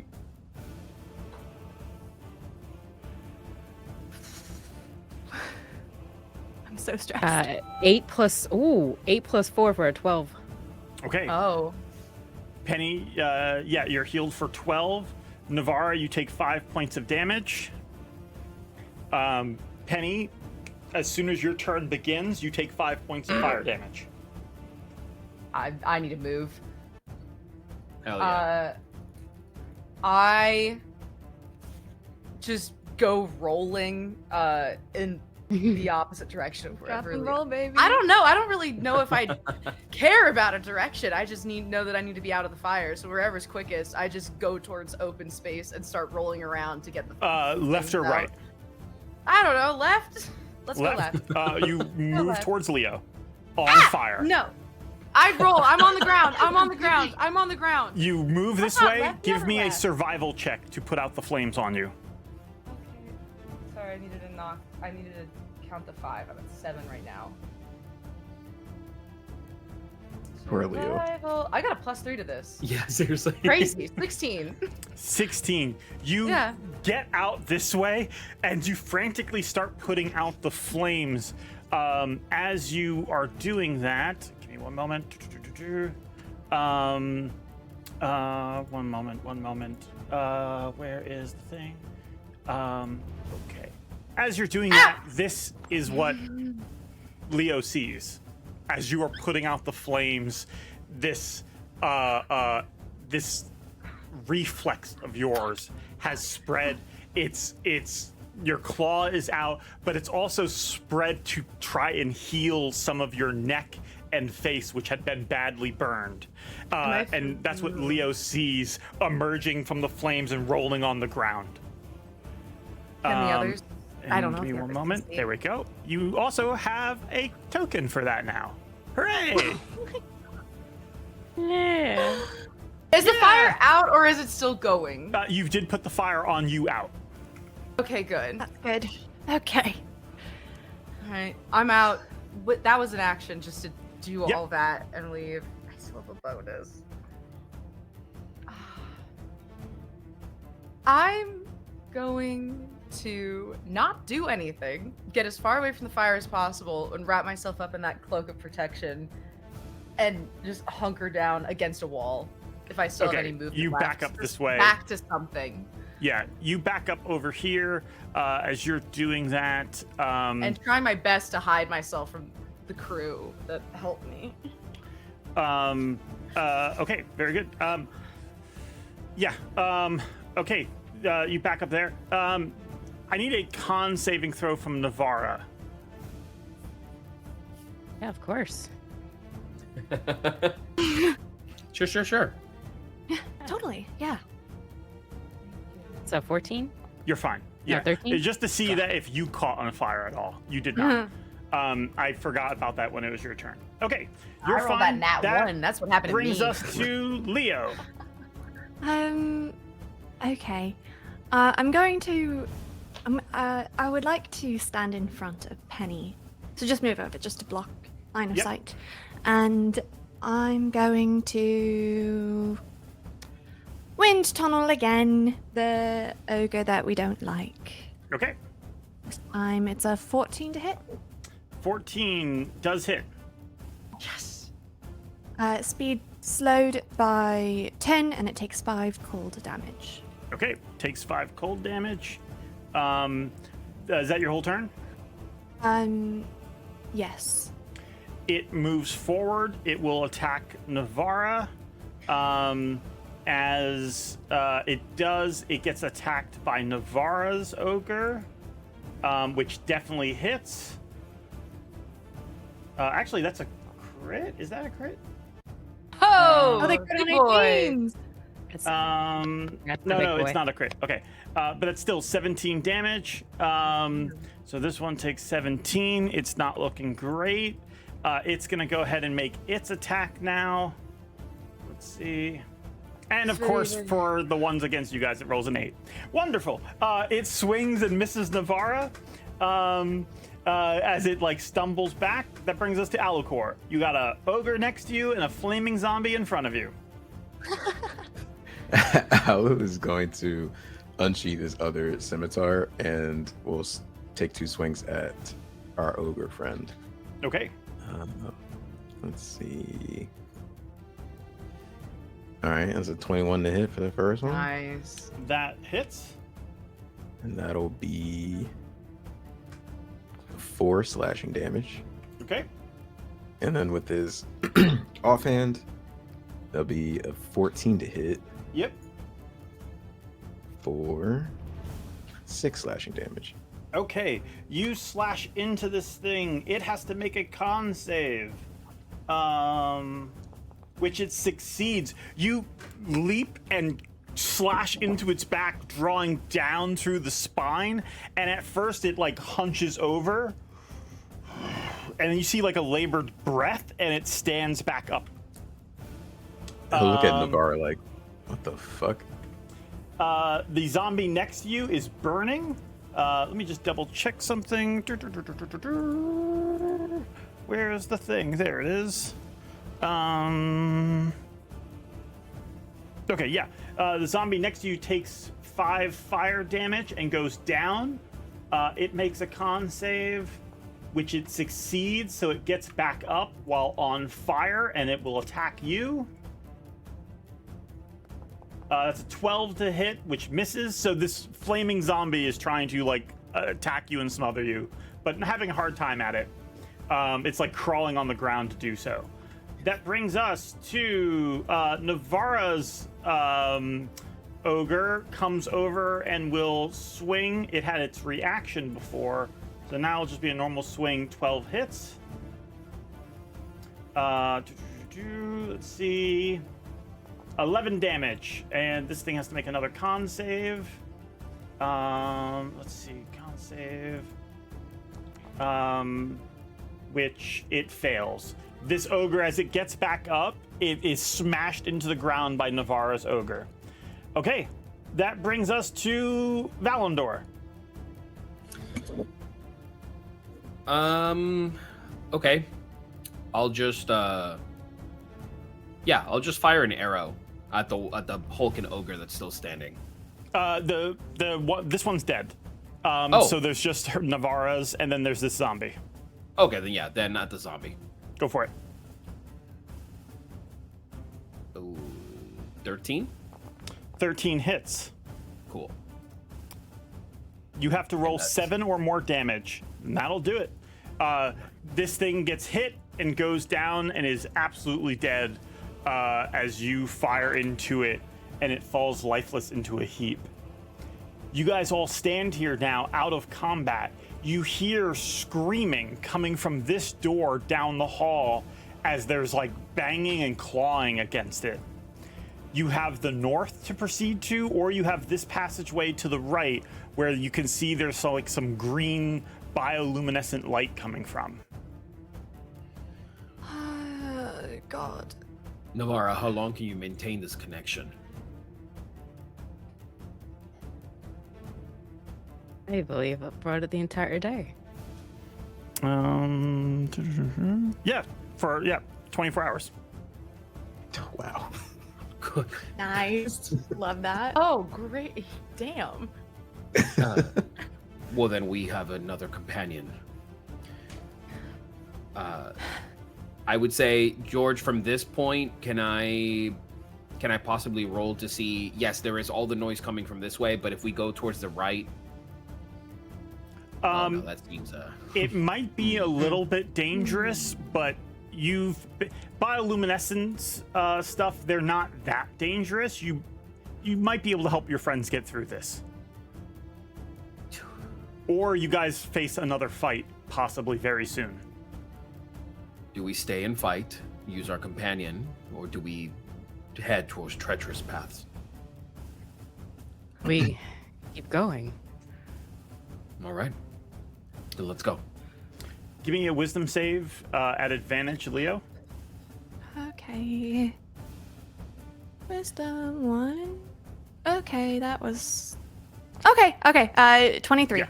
You are able to overcome your fear as you guys are out of combat and start moving to the east. Do you guys have anything you want to say? Or and just like kind of hold her, I'm if gonna possible. cast Cure Wounds on myself so I can try and get whatever's going on done. Because I'm hiding as best I can with the cloak, but we're out of combat. So I would like to help attention. kind of hide with just like a hug. Kind of keeping Mm. you at my shoulder, covering the side of the face that is a bit messed up. Just arm around you. Thank you. Holding you in a bit. It's a creature I can touch, so I can just do this automatically. It's 1d8 plus 5. Did we happen to notice 8 Penny's I think because she was facing me right now, yeah. give me perception checks, and Leo, give me a stealth check. Oh boy. 19. 22 from Navarra. 24 from me. Oh, natural 1, baby. Gotta even out those odds. Valandor, you didn't pick up anything, but also it would make sense that you wouldn't, only because Sure. what Navarra and Alucor pick up on, you briefly saw it amidst the flames as they came crawling out of it. You remember what Blight looked like. Oh, fuck. Navarra's clutching at their sword to not, like, smite it right now, and realizing it's not it's Penny. They'll look to Alucor, like, with, like, just a haunted face. Alu will return the look, but will sheathe his blades and kind of like head gesture over of like, we need to go talk to them.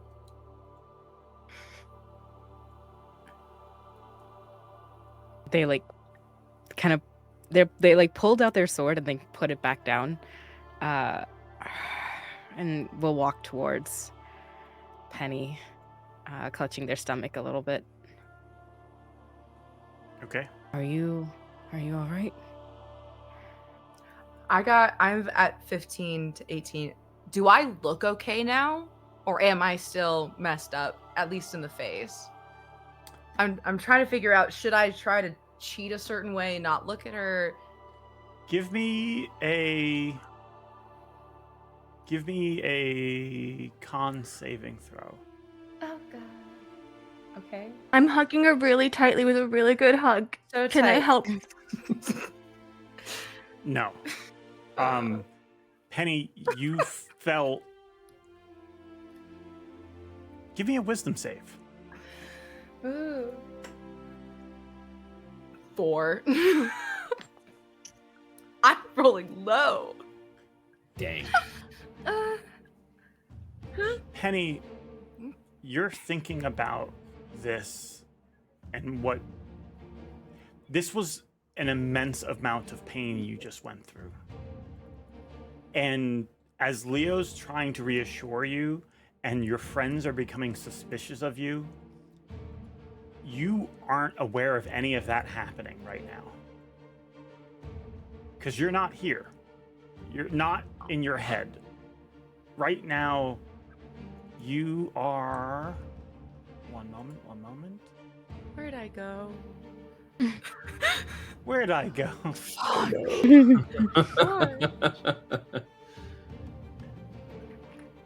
Right now, you are here. Oh, fuck. You remember banging against glass. You remember this pain arcing through your whole body. You remember trying to breathe, but you're submerged in some kind of green fluid. And as you try to breathe, your body naturally fights every instinct to do so. Eventually you do, and you feel this burning sensation as this briny fluid goes down your throat and into your lungs. That's what you're experiencing right now, as you sort of like, in a moment, find yourself back there in your head. Elsewhere, Leo, you're trying to shield Penny. Navarra approaches. Navarra, what is it you said to them? Are you all right? With like gritted teeth. Me? Also, Maz, I think your camera's froze. Wow. Yeah. I'm really surprised. That's okay. It's that shocking. They were. Understandable. I say as Navi approaches, Alu's like coming in behind with Alfred kind of coming Yeah. in. If Navarra is the bad cop, Alu's trying to be the good cop. Just like bringing in Alfred to kind of like a cute animal distraction. Let's disarm a little bit. Penny is holding Leo's hand definitely too hard and is her not in my breathing well. Understandable. If they're seeing all this with like Alu come in, Leo clutching them,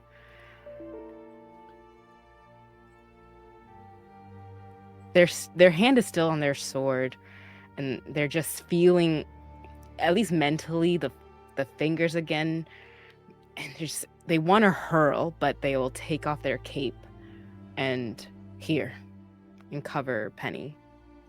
Just more blankets. Help cover her a bit. We should move. Thank you for getting her. What's going through your mind, Navarra, during all of this? This is wrong. This feels wrong. Whatever Penny is this is wrong. This has to be wrong. It was the blight. It's here again. Everything that they've been taught to protect and defend against is right here, and they also have certain pieces of dead flesh inside of them. This just feels wrong, and they've always been black and white about what they're doing, and this just, again, same feeling of like when they broke their oath of like, what, I am against a wall.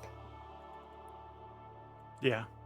Your oath tells you that a blight like this you should smother out and destroy on sight. But you've already broken so many parts of your oath. What's one more?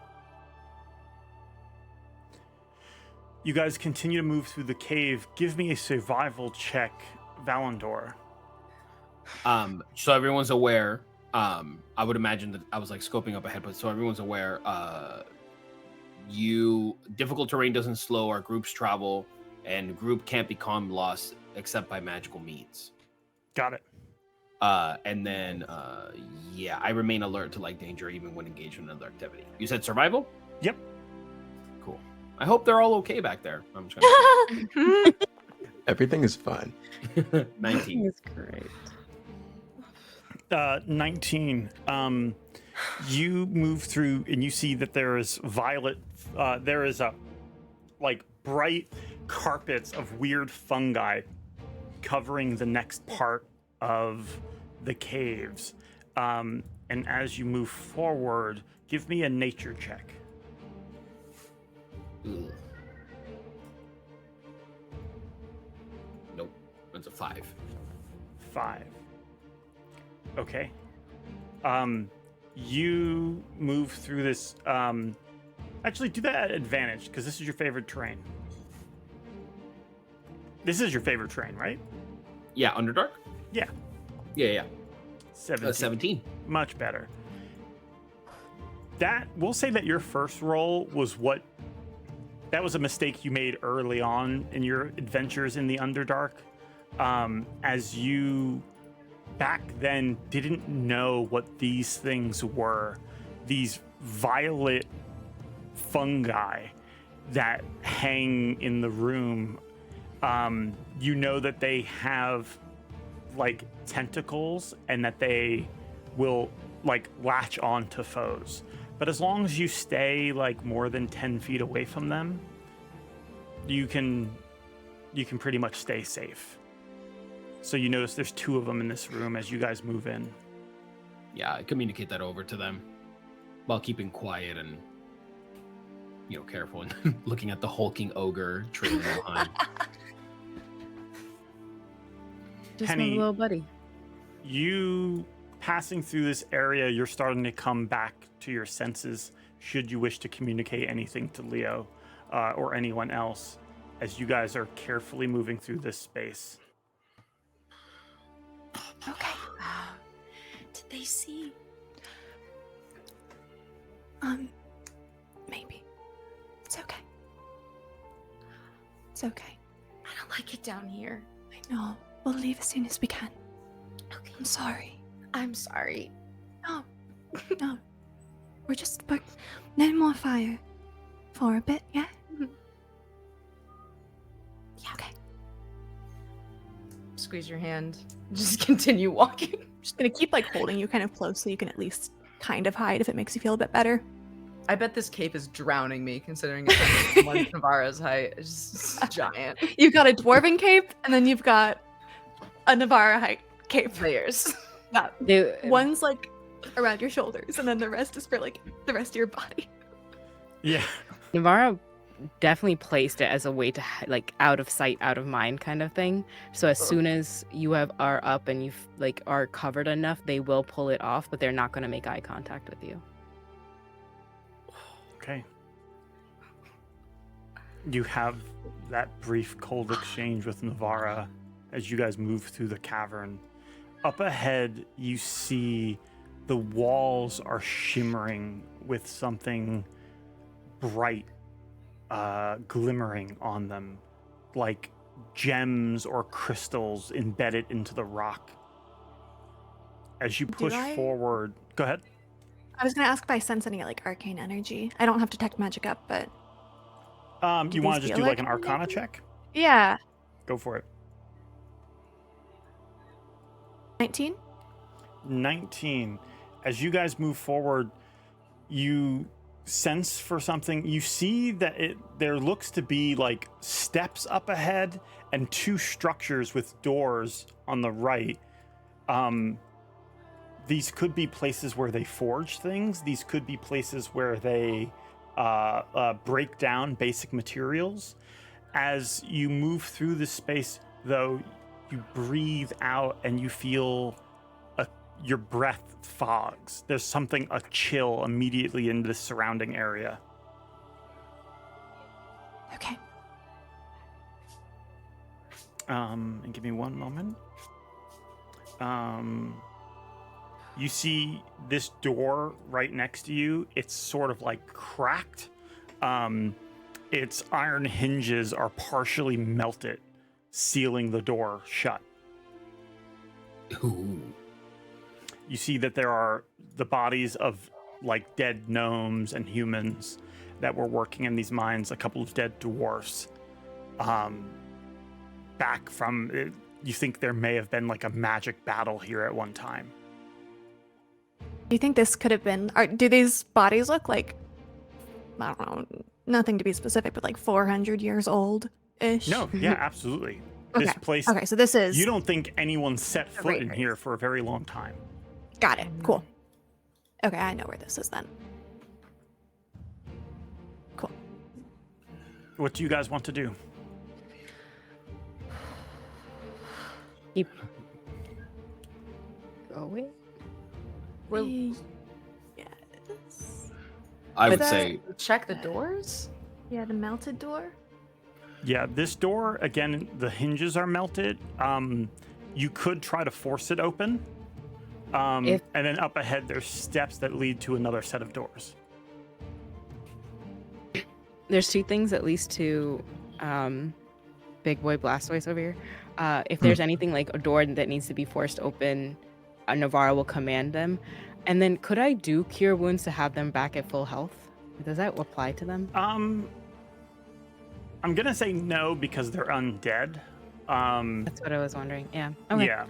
No, before Navarra sends the ogre to smash the door with the melted hinges that is clearly possibly keeping something afoot on the opposite side, I would like to just say, like, I'll see the ogre moving, and then I'll just kind of look to Navarre and I go, I support your decisions, but just looking at the situation, Navarre will assuage your fears, or to be like, I was only asking him to come up front if we needed his strength. Okay. Could I look around and maybe investigate the door and see if like there are any traps around? No traps, but as you get close, you feel that like the hairs on your arms stand up. Like the small hairs that you would have on your arms stand up. And again, your breath is foggy. So cold.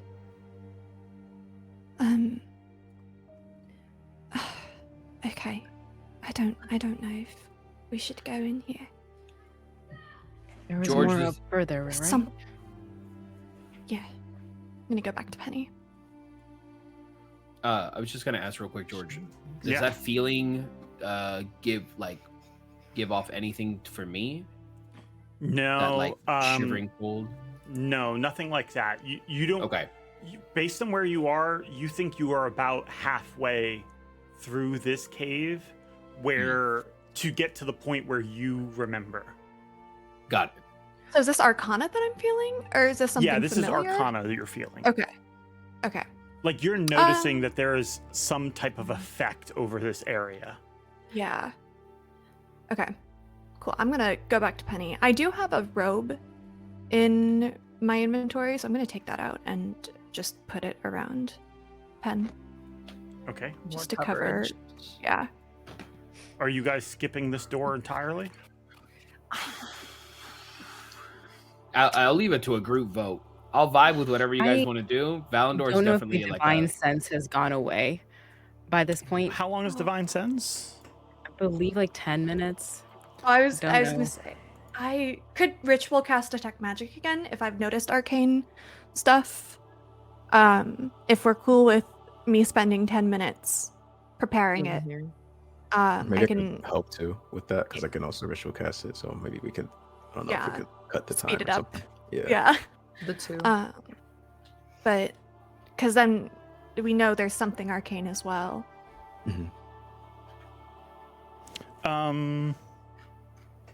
Okay. Give me 1 second. Just double checking. 10 minutes. Roll a d20 for me, Navarra.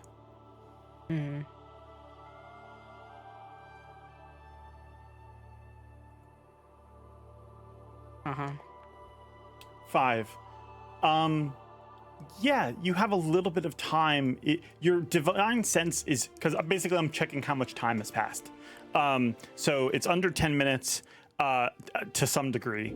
So it's almost like as the divine sense is almost gone, you do feel that there is some type of undead, not a zombie, but some type of undead on the other side of this door. They'll relay that to the group. I don't think we should. We have dealt with enough for a little bit. We can return here if we needed to, and possibly with the full party in Rashta. Okay. I trust you. Sounds good. Thank you, Navarro. They will walk forward with the ogre towards the stairs up above, but trying not to make any noise as much as possible. Okay. Everybody give me a stealth check. Oh boy. Oh my god. 14. Best This I've rolled paladin. tonight. 17. 4. Is that Oh, I actually 6 for did better. Navarra? Yeah, a 4 plus 2, yeah. Okay. Oh my God, Once 20, again, shit. Valandor Is with the dark. Give me 1 moment. I have to Is roll Batman. for... They are Batman. It's just all the trauma actually. It's like- It's all the ways I've hidden for my feelings. Oh, Like, wow. Thankfully, your zombie rolled a nat 20. What? So that Big man Blastoise. that and man Valandor Blastoise. are able to keep Alucor and Navarra sort of hidden as they move through this space. You guys move forward. As you do, that cold feeling starts to go away. And as you are approaching these stairs, suddenly... One moment. Suddenly, as you're walking up these stairs, Alucor, you find yourself here. God damn it. Hot lady, yes! No, this is a break we all needed. This is the break we all needed. So Not a appreciate plus this one moment. insight. Show Not it. a plus one insight. Okay. We'd love to join one day, by the way. Yeah. For sure. I mean, if you're Drop a good word for us if you don't mind. Just tell her. Just give a +4. Right. Yeah, I got great. some. Yeah. Any healing potions and superior healing potions. Thanks. I think Alu just like looks around the moment he's transferred. It's just like, shit. Darling, so good to see you again. How are things going? I imagine you already know. Yes, quite. I just want to reach out about that next favor I have. Okay. What is the You favor? are getting very close to the Forge of Spells. Are you familiar?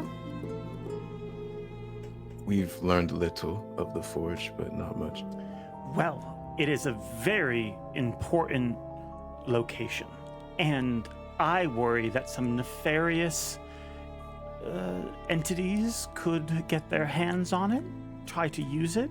So I propose we make sure that it's heavily guarded. What do you think about that? I don't think I have much of a choice, Brenna. I suppose not. But I do want your input. Who are these entities that want this forge? Well, the spider, first of all. I believe they are looking for it right now as we speak. And then, of course, there are certain outside forces.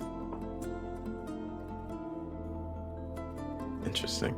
But we do not know the forge's location, so I'm not You're quite sure. almost there, I believe, which is why I'm going to ask for my next favor.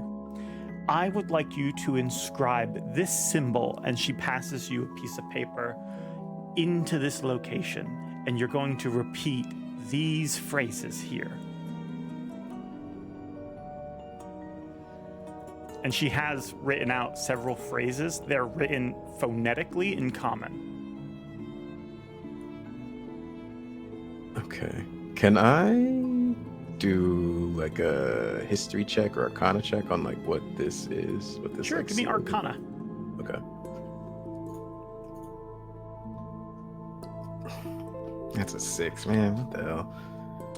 Yeah, not sure what to make of any of this. The symbol looks like possibly teleportation, or it's some type of magic to conjure things. I have not seen this before. I don't know. What does this symbol do? It will summon one of our allies to that location and bind them there. That way they'll defend it. Our allies? Yes. You don't think you're the only one who works with me. Don't worry, it's not he who shall not be named. Al just like kisses his teeth like, okay.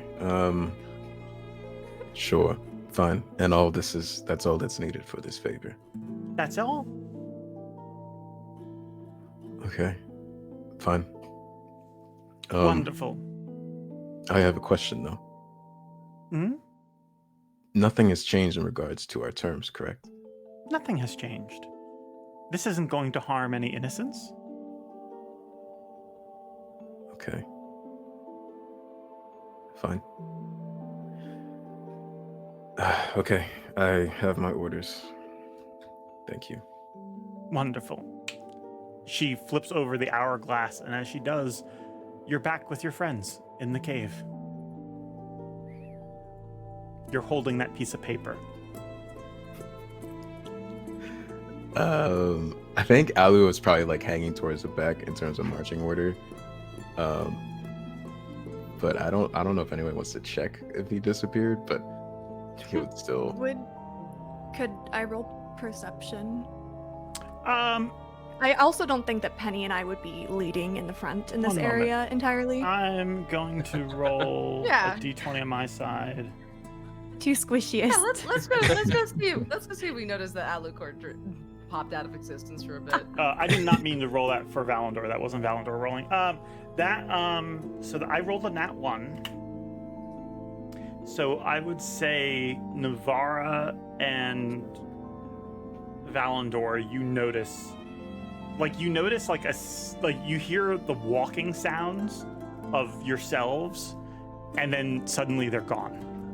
You like Alucor's like skips a beat, basically. Sure. And is it that thing where like by the time I turn back, he's already there? Like he's already back? He's already back, yes. Alu looks to the group like it happened again. And he's just like holding the paper. What's The she? newspaper. She says we're close to the forge. And she wants me to inscribe this, and just like holds it up and just like waves it around. At the forge. Something about bringing an ally of ours to help protect the forge. She's trying to stop someone from being able to use it, but Is it a spell? I believe so, yes. May I just look? Of course. I'll hand it Do to I? Yeah, Do go I ahead and make an recognize Arcana anything? check. Oh, that was almost that one. 24. 24. Okay, give me one moment. I just need to check one thing. That is going to be...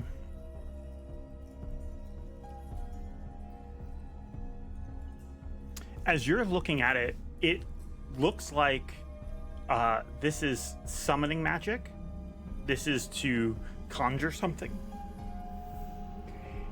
And you notice something else that Navara immediately notices. This, it's written phonetically, but as you like sound it out, this is infernal.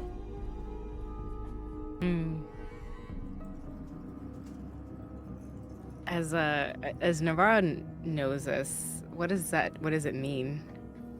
It is essentially a command to appear, arrive, and basically bind something to this place. This is. They'll like look back to Alucor, like kind of like pointing at that. Do you know what you're stepping into? Something will be bound here to this realm. I don't believe he has much of a choice. Indeed, Navi. I'm working with a devil without much of agency in the regard. He's kind of like gritting his teeth as he says it, because he's like, I know, and I hate that. Yeah, they sarcastically like, oh, good, you know, great. And now we are in this together. So there's a forge here that we need to find. Inscribe this on. Something, an ally, as they call it, will arise. And great. So do we move forward, or do we... we can't break away from this, can we? No, not that I understand, but she says we are close to the forge.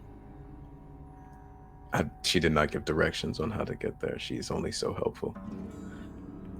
Well, there were, what was it that you said, 2 doors ahead?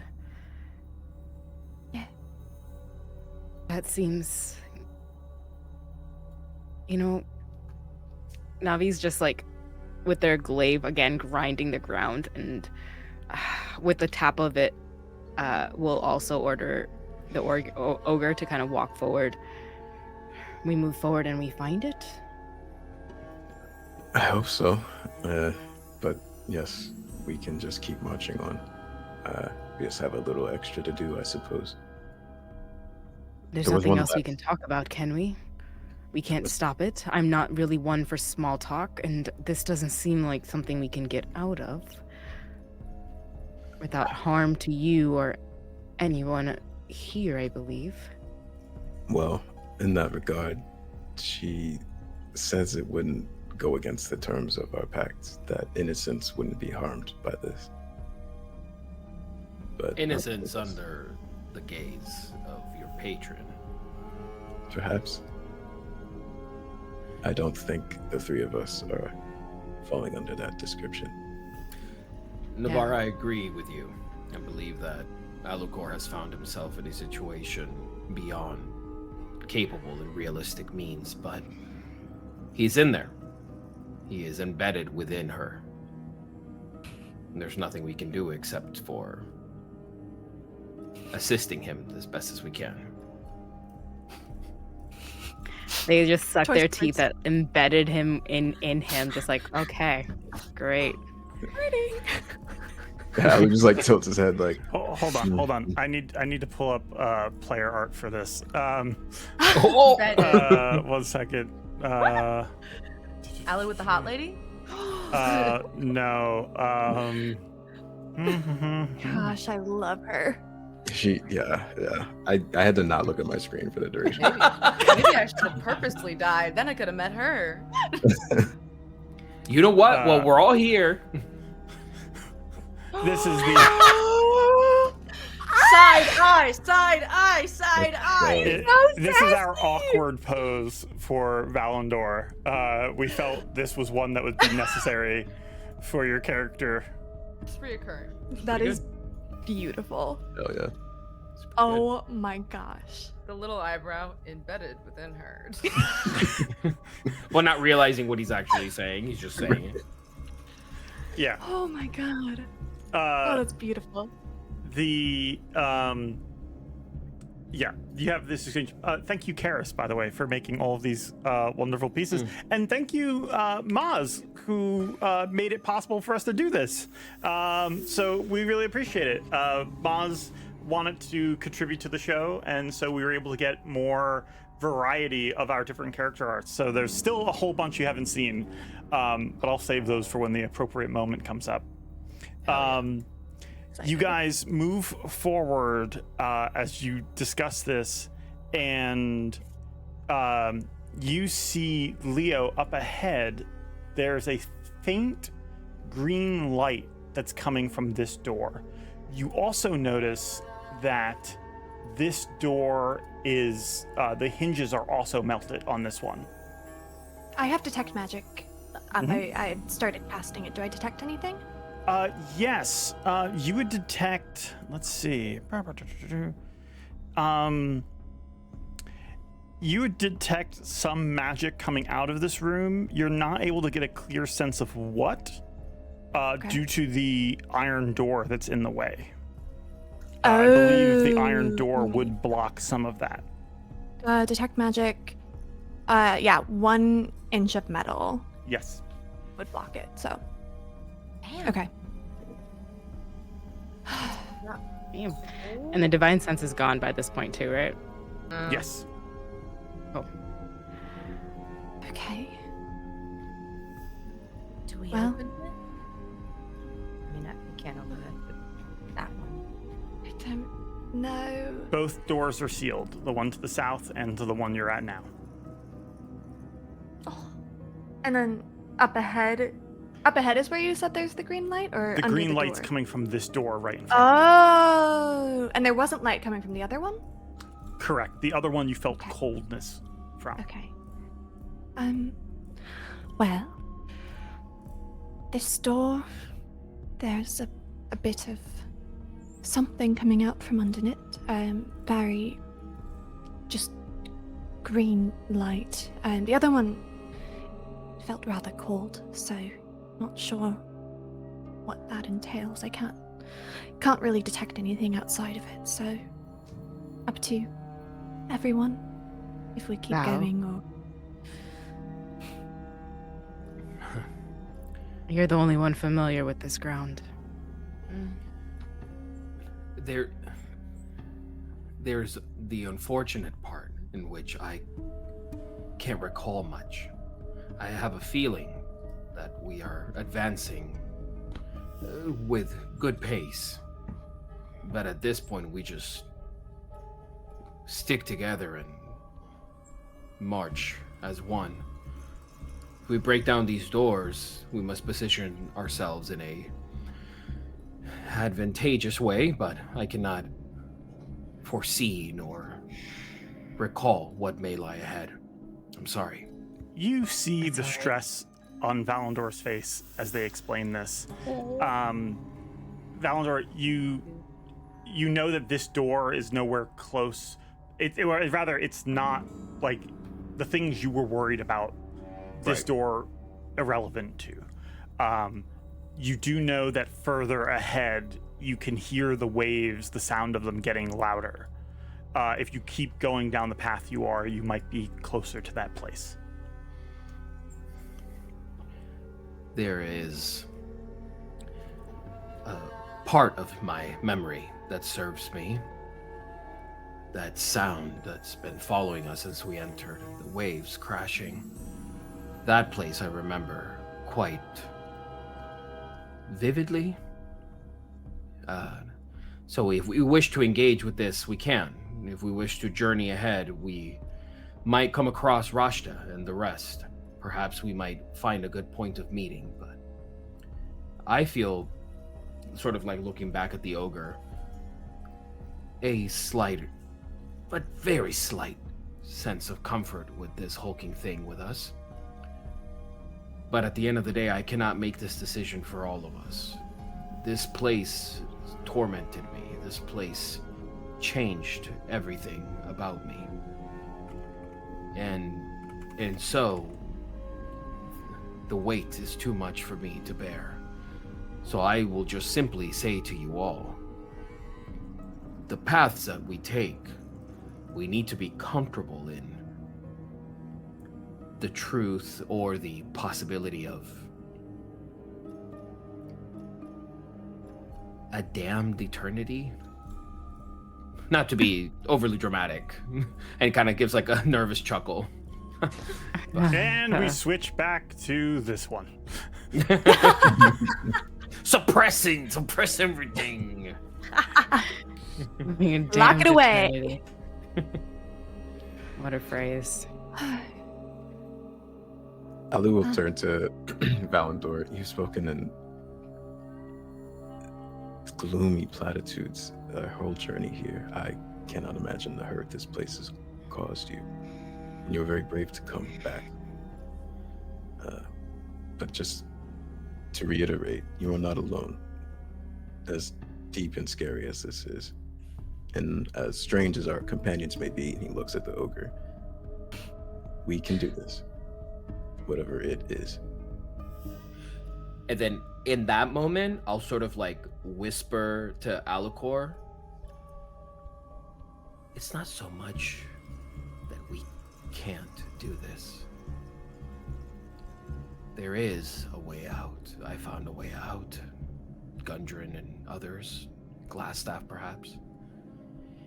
It's about the potential of not getting out that haunts me.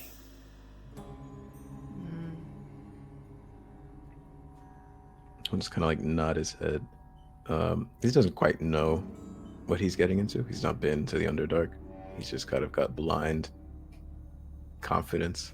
But we'll take Valandor's words to heart and look again to the green door.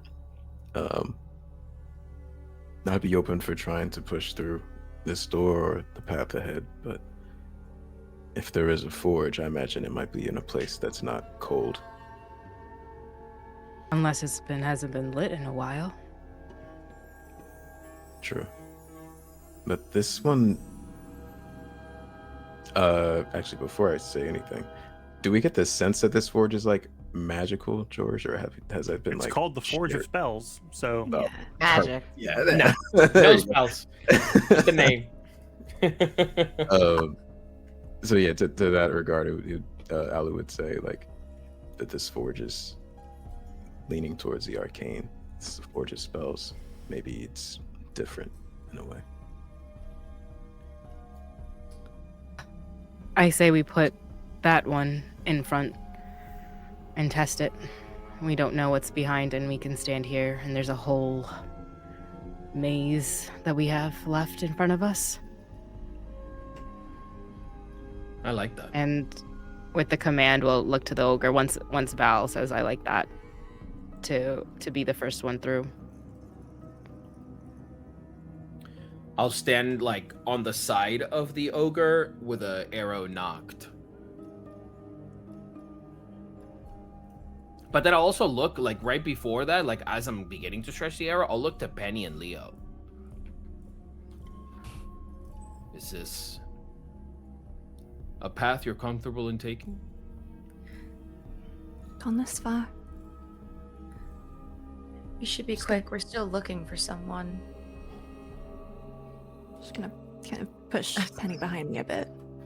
On and that bring- note, Navarro, do you send this thing to open the door? Yes. Okay, it has to make a athletics check. You 24. should do it, right? That's a natural Oh, 20. damn! Like it- butter. without effort, Not even funny. bust open this door. Oh, You see a forge, and in the center of it, green light flows out. What you see is a large workshop that's been badly damaged by an ancient spell battle that laid waste to much of this mine.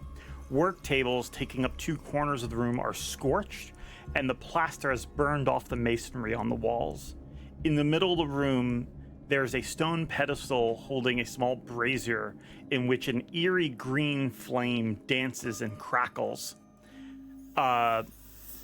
Behind it, however, you see a creature, a spherical green body with 4 eye stalks emerging out of it. Creature's roughly 4 feet in diameter. As it turns and faces all of you, you see this. Who the fuck are you? Who the fuck are you? Boom! that's my girl. Wow. What are you doing in here? I work here. Are you part of the pact? Does that ring a bell to me? Make a history check. Okay. He said, "Are we part of the pack?" Oh, I just. Yeah. Sorry, I rolled rolled with it my live. dice before talking. I rolled a 16 on the die with this I one. trust it. So that's You- plus you 5 is 21. You contemplate. Give me an Arcana check for you to piece this together Yeah. as well. Ooh, that's an 8. 8.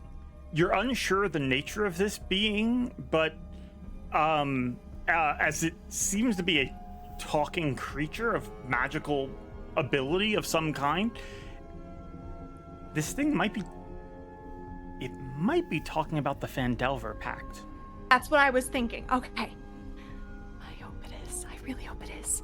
The Phandelver Pact.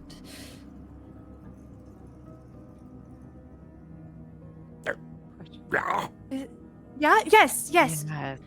Yes, sorry, it's been a long Phandelver day. pact. And they'll look to Yes. Leo like, we are part of this pact. Okay. Welcome.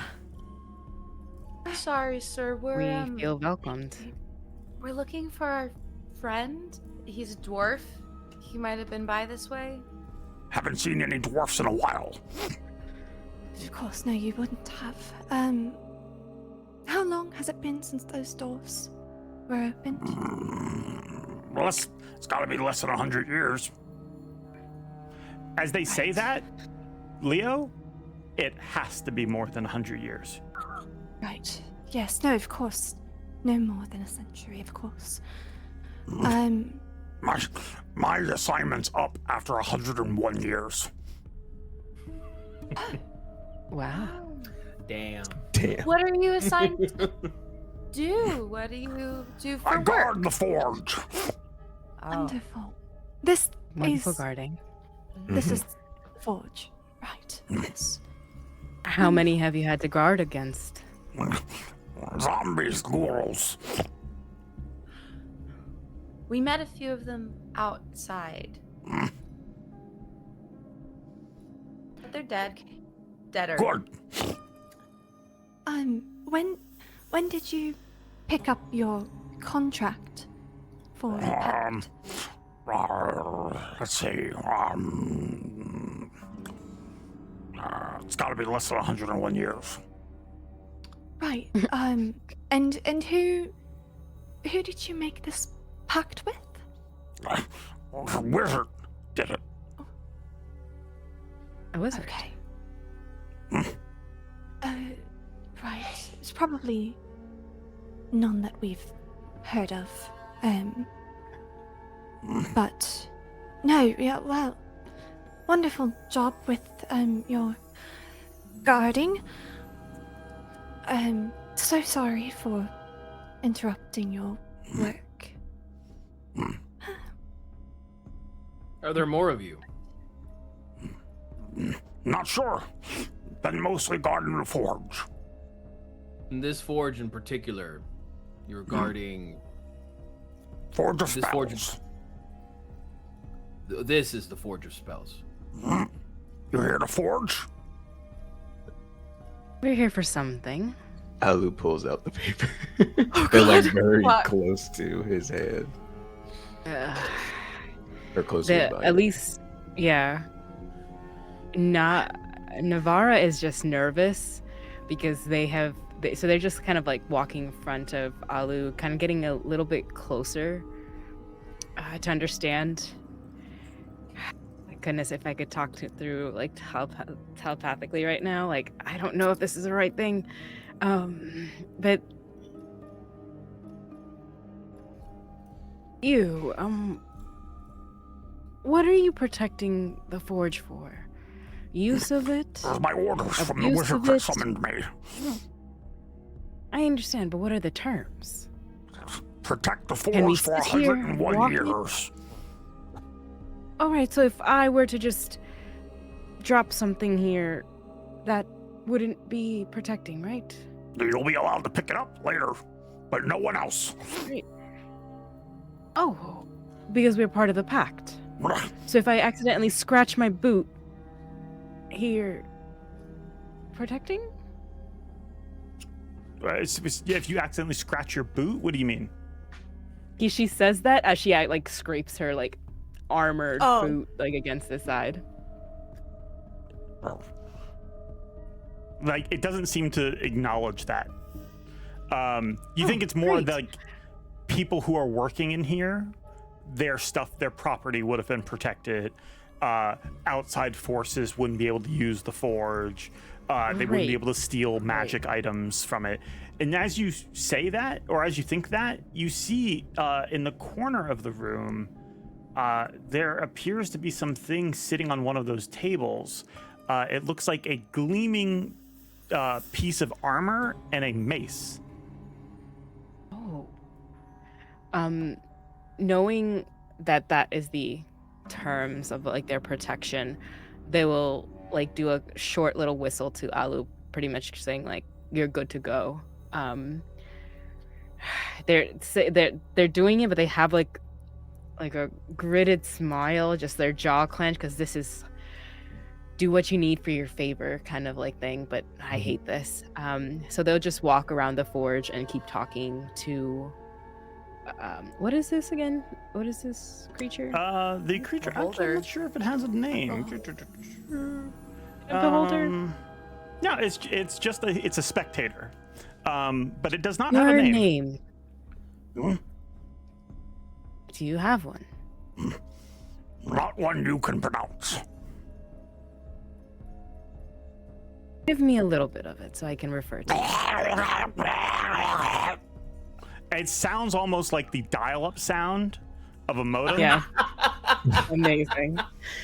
Wow. I'm not gonna even attempt that, you know. Don't make phone calls right now. They just walk with them, like around. Give me a tour of this place so that they can just get their attention away. Well, you got the forge. You got over here What is that some over there in the stuff people corner? have made. Say what? Is that something someone has made? Something for... One of the wizards came in here and forged that a while ago. And they'll just look to like Alu and the rest of the party to see what they want to do while they're kind of distracting the spectator. The one that you have, that one's not for taking, right? What is that? Nothing in here for taking. Amazing. How many years since this last wizard came in here? Less than 101. But it's clearly been more than that. It's been like... Yeah.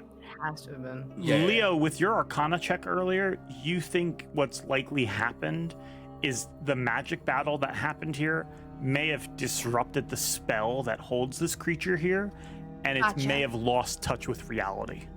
Gotcha. Oh. Okay. Because it's definitely been here for at least 400 years. What? Because this is like 10th century. Yes, stuff. the time of dwarfs, the time of the Yeah. original Phandelver Pact.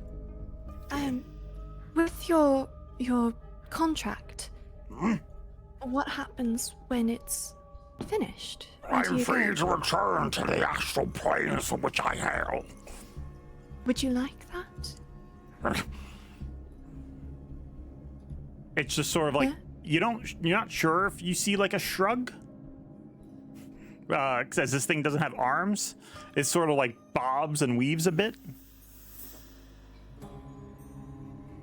Can I study him just to, like, I'm just curious if we tell him that his contract, well, I guess if the spell has gone wonky, telling him it's been over 101 years isn't gonna immediately send him back to the astral plane. Might confuse them. Yeah. Okay, I'll leave it then. Can I walk, not in a determined way, but just kind of like how everybody else is kind of behaving in the room, but towards that door in the corner? I want to follow Valandor for that. Just trailing The behind. door in the corner. Yes. While you're doing that, I'm give me a intelligence check, Leo, as you guys make your way inside. I'll say the ogre stays outside, and where is Straight Aliquid? intelligence? There. Yeah. Don't suck. A dirty 20. Nice. You think that if this thing already believes you're part of the Phandelver Pact, if you convince it you're a wizard, which luckily enough you are, if you convince it that you're a wizard of the Phandelver Pact, you could probably dismiss this thing. Well, I don't want to encroach on, your space or your contract, but I am a wizard of the pact. So I could potentially dismiss you if you'd like to be free. You've done so much wonderful work. That's up You'd to like you. to go back- I'm here until my contract's up, or until you dismiss me. Okay. Well, I would like you to decide. Would you like to be dismissed? I'm gonna just roll for it. It just doesn't know what to do and its head explodes. Like it just... This does I not. can send you home if you would like. I could go either way. I got stuff here to do, and but at the same time, going home, seeing the family again, that would be nice. Of course. Well, honestly, going home wouldn't be terrible. I'm sure they miss you very, very much. Would you like that? I suppose. Okay. I'm going to try to dismiss them. You're just basically like, well, off you go then. I dismiss you. Well, thank you. Well, okay then. Thank you. I guess see you later, maybe. See you later. Yeah, of course. I'd love to catch up with you one day soon. Yeah. So, yeah. yes, Like be for drinks safe. or something. Yeah. Of course, give the family my love. Yeah. Yes. You know, I was just actually, and then it blinks out of existence. Well, Okay. oh, quite lovely guy. I'm gonna go investigate that back left corner now. I'm done with my that back social left interactions. corner is a closet with mostly torn up stuff in it. Oh, the back left. Like There's they're not another back- door though. That Or- leads Oh. back to the way you guys came from. No. Oh, so there's probably like a back way that wasn't melted hinges and stuff Yes. to get in. Ah, Wow. Good to know. look at good us to know. go. Okay. And then so Fun. the back left corner where there's the broken stuff, like there, that stuff. This stuff? No, sorry. Other side up. Yeah, that corner. I was gonna investigate Yeah, there. this is like workbenches. A lot of it's destroyed. But yeah, you can see that this place was a forge. Give me an Arcana check. Okay.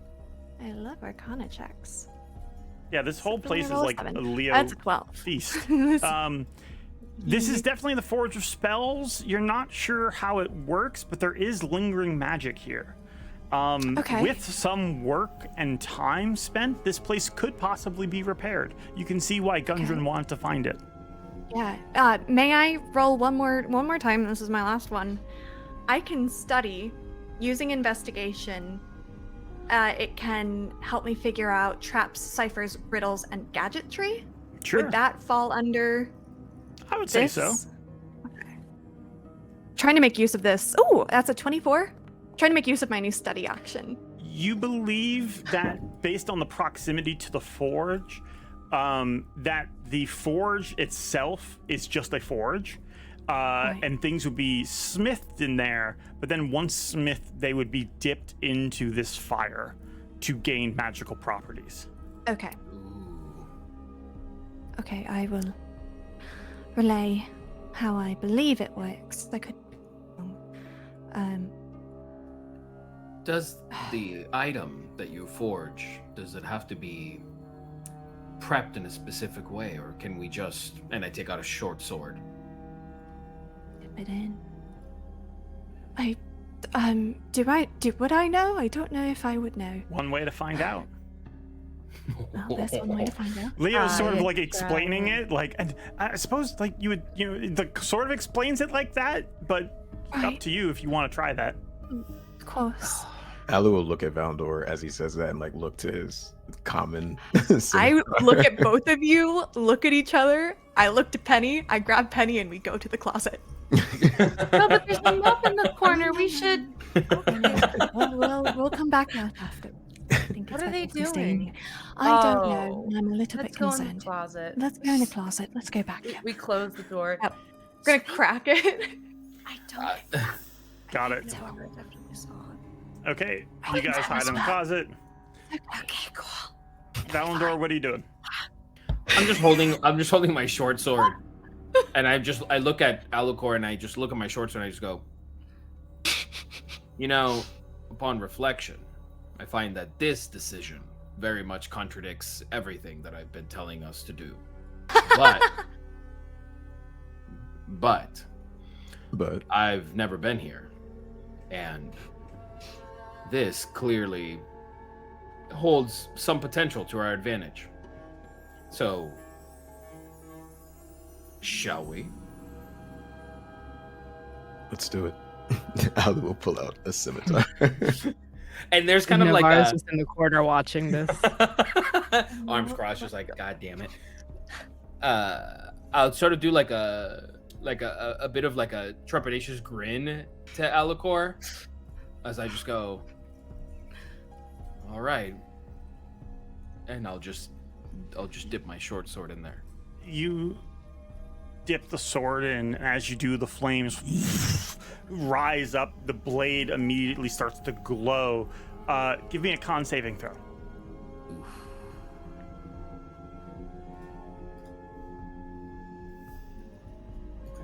14?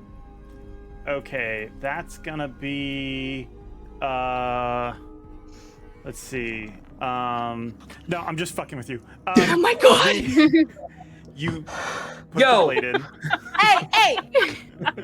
Penny Great from the prank. fucking- I almost cooked my food. Oh God. You stick the blade in, and as the flames glow, you pull the blade out. Roll a d12 for me. Yeah. D12. It's immediate panic from everyone. For the next 8 hours, that is a +1 scimitar. Ooh. Wow. So the weapon itself changes? The weapon, well, it was a short sword. It was a +1 short sword. Oh wow, nice. Okay. Anything like, I'm assuming probably like, does the sword have like green something on it that sort of lets me know that it's enchanted? Or? It probably doesn't actually. It probably just is now imbued with magic. You look over here. This plate of armor looks like it's magical, as well as this mace. Should either of you want to do anything with those? Would I know what the school is, or like would I? Because I still have detect magic up at this point. You know, this is this is enchantment magic. Okay. Cool. Yeah. Based on what you're seeing, the effects on your sword will be temporary. Not that you. I would say Leo probably sees that with her detect magic. That the effects on Valandor's sword are temporary. But if this place gets repaired and improved, you realize why it's so dangerous if the spider had control over this. They could have an army of goblins with +1 weapons. I think upon seeing like Valandor come out unharmed from doing this and a weapon empowered, he's gonna be like, go. Wait. Put a sword away, pull out the paper. I should probably, because the spectators. Wait. Before you bring something in here, that mace, that armor needs to be claimed. And I feel like one of you, some of us should, whatever happened to that, they're just pointing at the short sword. We should take the effects that we can get before something else comes in here demanding to protect it. Hard cut to us just throwing all the same. 100%. I think at this point, Leo and Penny can come out. They know it's a bit safer. I'm gonna dip my needle. You guys start pulling out all of your gear, your armor, laying it about. I will let you know this: the mace over there. Does anyone have identify? I was gonna cast that. Okay. So I can Mark ritual that cast off an item. as being cast. The Can I weapon, ritual cast? Yeah. Okay, cool. You ritual cast. The weapon is called Lightbringer, and you can add it to your inventory. Whoever wants to take it, it's a +1 mace that also deals extra damage to undead. And then there's also a breastplate, which is a +1 breastplate. It's called Dragon Guard, and it will give you advantage against breath weapons from dragons. Wow. Ooh. Okay. I will, of course, relay, and whoever feels it would So fit the them party best. spends the rest of their time for this session identifying these magic items, pulling out every piece of weapon and armor. It won't work on clothing. So like for our sorcerer and wizard, I'm sorry, it will not give any enchantments to it, but for any armor or physical weapons, it'll do things. It'll make them a +1 basically. That For +1 that 8 is hours? given to the... Say what? Sorry. For 8 I cut off Moss. Go ahead, Moss. It's the same question, but like the +1 that was given to the breastplate on the corner, was that also 8 hours? No, those are permanent. They were forged a long time ago. Yeah, they will, if nobody's asking for that, they will say, can I have this one? I can dip mine for in 8 hours for plus, like, you know, whatever. But everybody just make sure everyone will else go with 8 hours for everybody. So all items dipped in will do 8 hours. Pretty much the remainder of this dungeon. Great. So when we come back next time, you guys can just make a post-it note or something and mark all of your stuff as +1. That way you don't have to update D&D Beyond.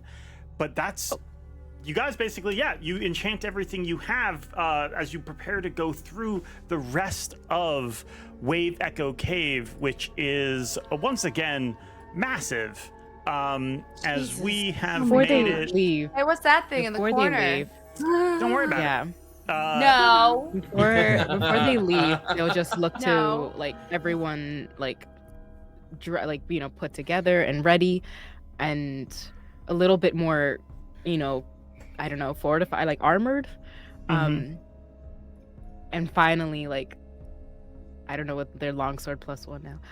They'll just like look to Alu. Do you want to do it now? Yeah, let's do it. I'll pull out the paper and start reciting the spell. Begin casting this. Give me just one moment. You had to cast it, not inscribe it. It's essentially the thing they gave them was the means to cast it. So it's gonna work the same way. Use that. Okay. You begin channeling this as what we see is, let's see, one moment. One moment. Okay, yep. What you see is Alu moves into one corner of the room and begins casting a ritual there. This ritual circle begins to glow, and you see fire rising up out of the ground as something begins clawing its way into this place. Horns start to emerge out of the ground, and Alucor, a little part of you dies. Just a small part. Alucor on your character sheet is a morality skill. Go ahead and reduce that by 1. You got it. As you have summoned a devil to this forge and bound it to it. That is where we will end for this session. As this thing emerges, you can talk to it next week. That is all for us here today, but we are back. I'm hoping by next week we're going to have new emotes available for all of you who are subscribed. So thank you so much for those who are subscribed. So we're going to have new emotes. We also have some more art coming, and the other half of Wave Echo Cave to get through. And not this coming Sunday, but the following Sunday, Fears and Fortunes is back. If you haven't seen the trailer, it was played during our break and during our intro. But check that out. We'll be posting on social later. So yeah, Fears and Fortunes is back. That will be in a week and a half. But we will be here next Sunday for episode 2 of Defenders of Phandelver Season 2. Guys, we made it. It was a hot session. Some of you almost burned up during it, but we made it through. No worse for wear. Just a little bit lesser than we were before. So thank you guys all for watching, and we will see you next time. Oh, and of course, thank you to Forgotten Adventures for making all of this possible. This amazing map, the glowing flames in the center of it, the awesome tokens of like our ogre zombie, of the strange spectator that was in here, not to mention all of our player tokens. They make all of this possible. And if you are running Phandelver and Below, check out this module. This module, it's part of the FA Battle Maps module. All of the maps for Phandelver are in that module, and you can load them up right away. They're all free, actually. So even if you're not a subscriber to Forgotten Adventures, which you should be, even if you're not, all of these maps are available for free, and you can use them right away on Foundry with doors and lighting and all this stuff already baked in and prepared for you. that is all for us today. Thank you for watching, and we'll see you next week. Bye. Bye. And we are out of here.